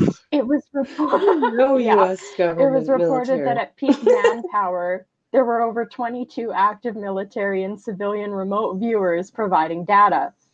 People leaving the project were never replaced, and when the project closed in Wow. 1995, this number had dwindled down to 3 people. Yeah, Really? What about Sense8? What about you think about which that what? show? Was that based on the real thing? We both. I said the show Sense8. How much do you think that could be Oh, based on some of the real probably, life yeah. experiments? They probably did so much in the past for like telekinesis and like people being psychically linked and all that stuff. Yeah. So even True, though true, true, the true. Stargate Project was Mm-hmm. shuttered, the US You're right. government continued the investigation and research into psychic work. In 2014, the Office of Naval Research launched a multi-million dollar 4-year research program to study the use of premonition and intuition. They fondly named the project Spidey Sense. Oh, yeah. Yeah, I love What? it. Really? And that was in 2014. So they're still doing Spidey it. I mean, sense. this was only 7 years ago that they funded a multi-million dollar 4-year program. Yeah. 2014. I mean, yeah, that would be Yeah. even the current Spider-Man, Tom Holland. And we know how good he is at keeping secrets. Very good. Sorry. Listen to our So podcast. Tom, I love you.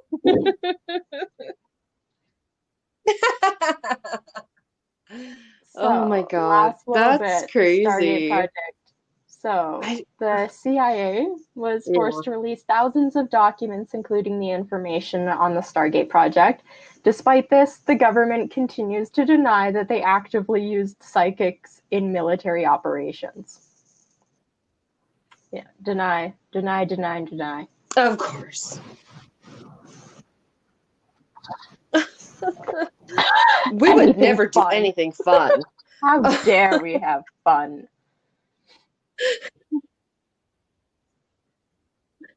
It's yeah. Oh, it's so tight-lipped. We can't admit to doing anything.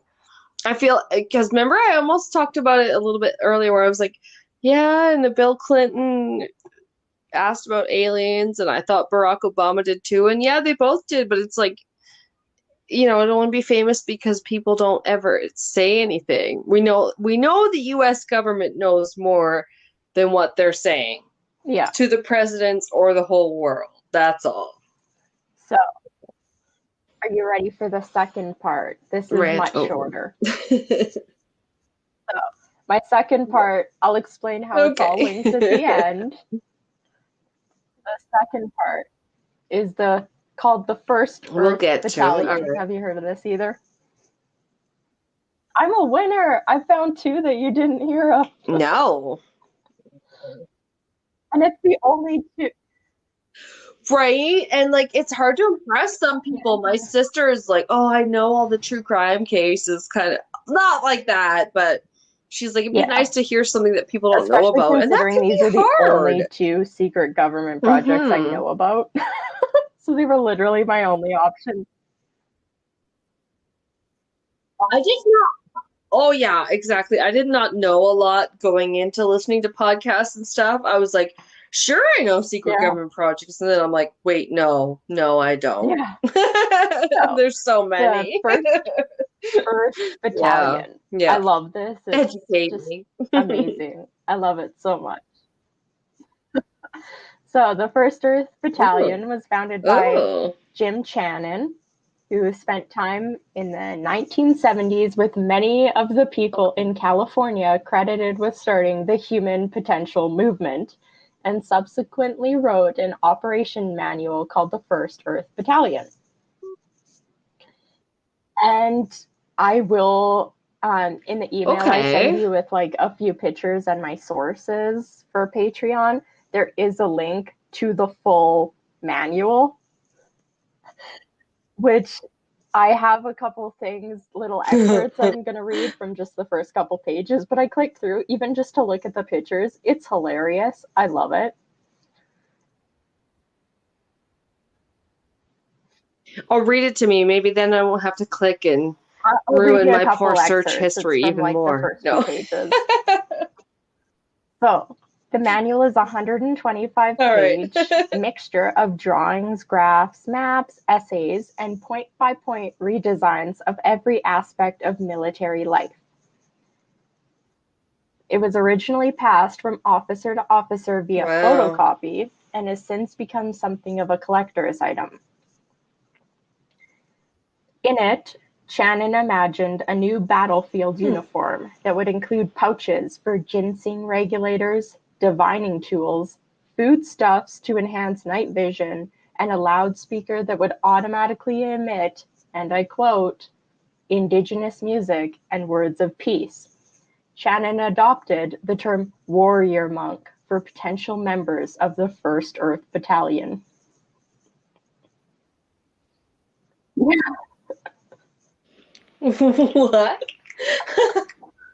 It all sounds Yeah. good, but I'm not sure. Just someone trying to reenact someone else's Yeah. culture, it sounds like. So It's like, oh Shannon no, believed that's the never a good army could be idea. the principal moral and ethical basis on which politics could harmonize in the name of the Earth. He declared that the 1st Earth Battalion's primary allegiance was to planet Earth. Shannon envisioned that the 1st Earth Battalion would organize itself informally. It would have uniforms without uniformity, structure without status, and unity powered by diversity. And members would be multicultural, with each race contributing to rainbow power.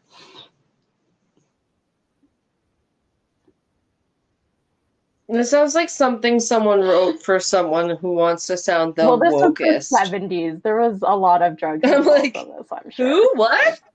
I attempted to watch this gentleman, Jim Shannon. He's still alive. He has a YouTube channel, which I watched a couple videos of. I attempted to watch a TED Talk, which the first Okay. 5 minutes was him just like losing his mind on stage, and I couldn't even sit through it. I was like, and everybody in the like comments was like, "Oh, this guy's so cool," and I like couldn't even get through a couple minutes of it. It was like horrible. His YouTube videos weren't bad when he was just talking like that. It was nice. Yeah, That can be different, yeah. Sometimes an audience yeah. can make you have a different So overall he feeling of what also you're going to get proposed as a to. guiding principle that members of the 1st Interesting. Earth Battalion seek non-destructive methods of conflict resolution because their first loyalty is to the planet. So in his YouTube videos, so the real Okay. story of the 1st Earth Battalion can be found on his YouTube video. Part 1 is on his YouTube. Part 2, he took off, or somebody reported and it got taken off of YouTube, but it is actually on Daily Motion if you want to watch it, which is where I found Part 2. So information I got from part 1 and 2 is that Jim Shannon explains that the 1st Earth Battalion was started out of necessity to help soldiers operate in teams and be more awake and present on the battlefield, and to help bring to light how soldiers were often mistreated and abused on the battlefield. In this manual, he offered an alternative way of operating. He states that his teachings would be useful during firefights if soldiers were able to speak telepathically to one another, as well as using meditation to still the mind and relieve stress if a soldier happened to be stuck underground due to a nuclear bomb blast while awaiting radiation levels to return to safe amounts. Those were 2 examples he laid out in his YouTube video. Yeah, Wow. yeah, those were really the That's only a few examples he gave. contingency plans. The rest of it was just kind of background information that I've already said. Okay. I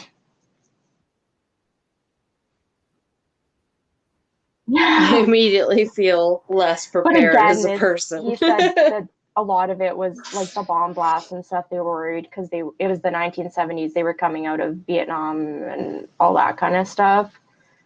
So they were worried about that. Yeah. which is, hate to say, it's like part of some of America's game and North America's game about getting into wars and stuff. They're like, always got to have an enemy because if we don't have a war or something, then we can't like make money off of Yeah. all these different things that come with it. And it's So like, in ugh. this video, Shannon also Anyway, states that I'm a hippie. only just within the last few years has the Army actively looked into bringing yoga, meditation, or even breathing exercises into training at the Surgeon General's office and other places in the military. And it's still being viewed as kind of like hokey and strange and unnecessary.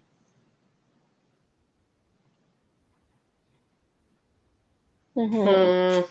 That's just toxic So, from masculinity. the I have the table of Okay. contents here of the 1st Earth Battalion. So, it says the warrior monk's vision. So, Okay. there's changing values, personal evolution, evolutionary teamwork, ethical combat, earthwork, and then just the resources. Another one here is, I think this is the 2nd page. They're kind of listed weird. It's like actually 2 pages per page on the manual link I found.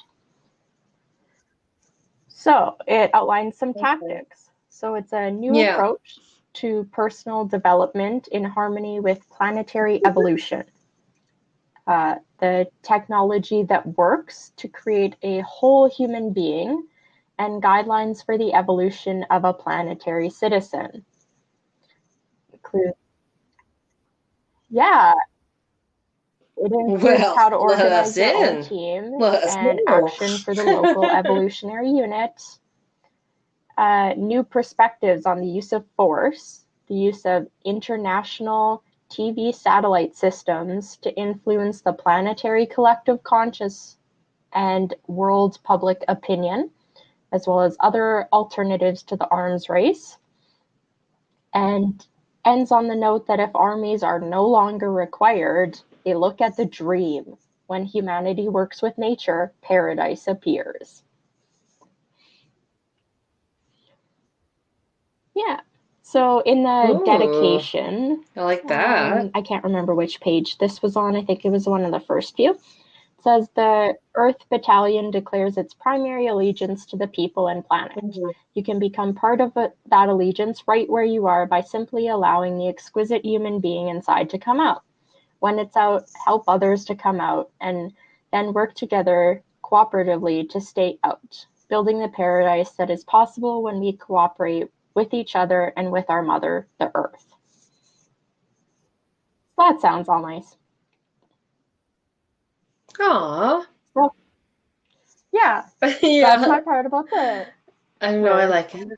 yeah, 1st Earth Battalion, and how it all comes together is both the Stargate Project and the 1st Earth Battalion are featured in one of my absolute favorite movies that was adapted from a book in 2004. The film was in 2009, and both are entitled The Men Who Stare at Goats. Oh, I was like, what? I should maybe know this from the description. Yeah. Yeah. That was a whole George Clooney, Matt Damon thing. It's a Was Matt movie Damon? I recently forced my boyfriend to watch. Oh. He thought it was hilarious. Like, there's multiple points. I've seen it dozens of times. There's multiple points I still get tears in my eyes from laughing at. It's ridiculous. So, do yourself a favor and watch it. Even just for George Clooney explaining to Ewan McGregor how to do sparkle eyes. And it's pretty much just like if you watch the Jumanji movie and they do that look, The Rock has that look. This is George Clooney doing that, but he calls it sparkle eyes. Yeah, the smolder, but it's sparkle eyes. And he also explains how to do cloud bursting, where you stare at a cloud until it dissolves. It's great. Yeah. So the No, but That made me think of something. What? The movie is starring George Clooney, Nope. Ewan I don't know. McGregor, Never Jeff mind. Bridges, and Kevin Spacey. So Jeff Bridges is the one that is essentially based off of Jim Oh. Channon. Uh, Kevin Spacey is Mm-hmm. one of the subjects in the Stargate. They essentially just combined both like things into one like program and called it something different. Gotcha. George Clooney is one of the people that was in there. That Yeah. was kind of like one of the higher ranking guys, but he wasn't like one of the ones in charge. And Ewan McGregor portrays a journalist that hears about this, or is trying to go in to interview the front lines at like a war, and he ends up running into George Clooney's character, who is like undercover and stuff, and he ends up teaching him all about this stuff. It's really good. So the movie fictionalized the First Earth Battalion and Wow. renamed it as the New Earth Army. So the movie The Men Who Stare at Goats looks at the government's use of psychic spies, and although some of the cases were embellished, the majority have roots in actual events. The movie is based on the nonfiction book by Colonel John B. Alexander, who was a Special Forces commander in Vietnam and promoted the use of psychics as remote viewers in the name of national security. He even claimed that the military was employing witches to do palmistry, use crystal balls, and other methods to gather information and make predictions. And that's the end of my case. Oh, wow. Oh, That yeah. ties I into didn't our even last realize that. episode. So, drum roll. Yeah. We're covering the witches. The witches there, This so episode is going to I think come it's gonna be a out good in episode. between our hotel episodes. I would guess you have already heard that episode. And then it'll be before witches. So.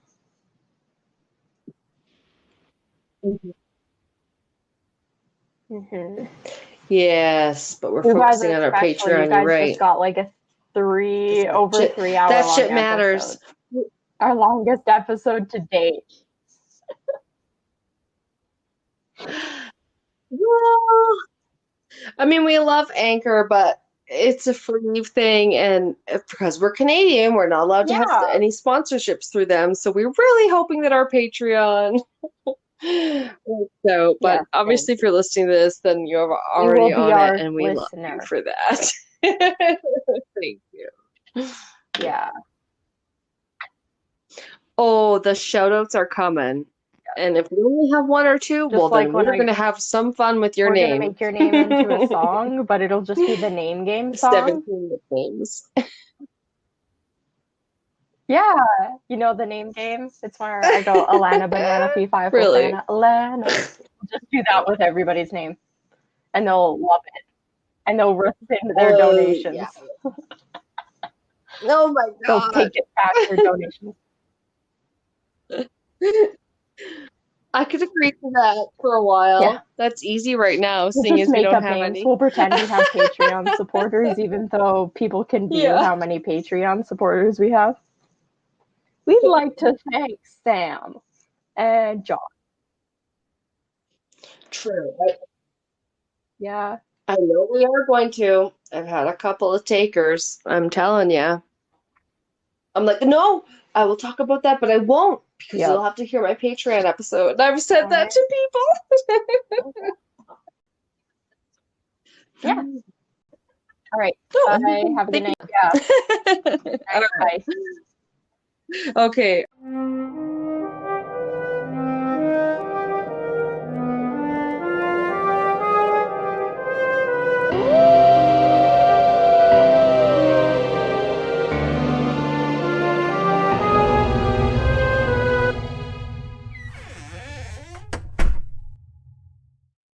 The This has been Castles and Cryptids. You can listen to our podcasts on Spotify, Apple Podcasts, Google Podcasts, Anchor, Breaker, and Pocket Casts.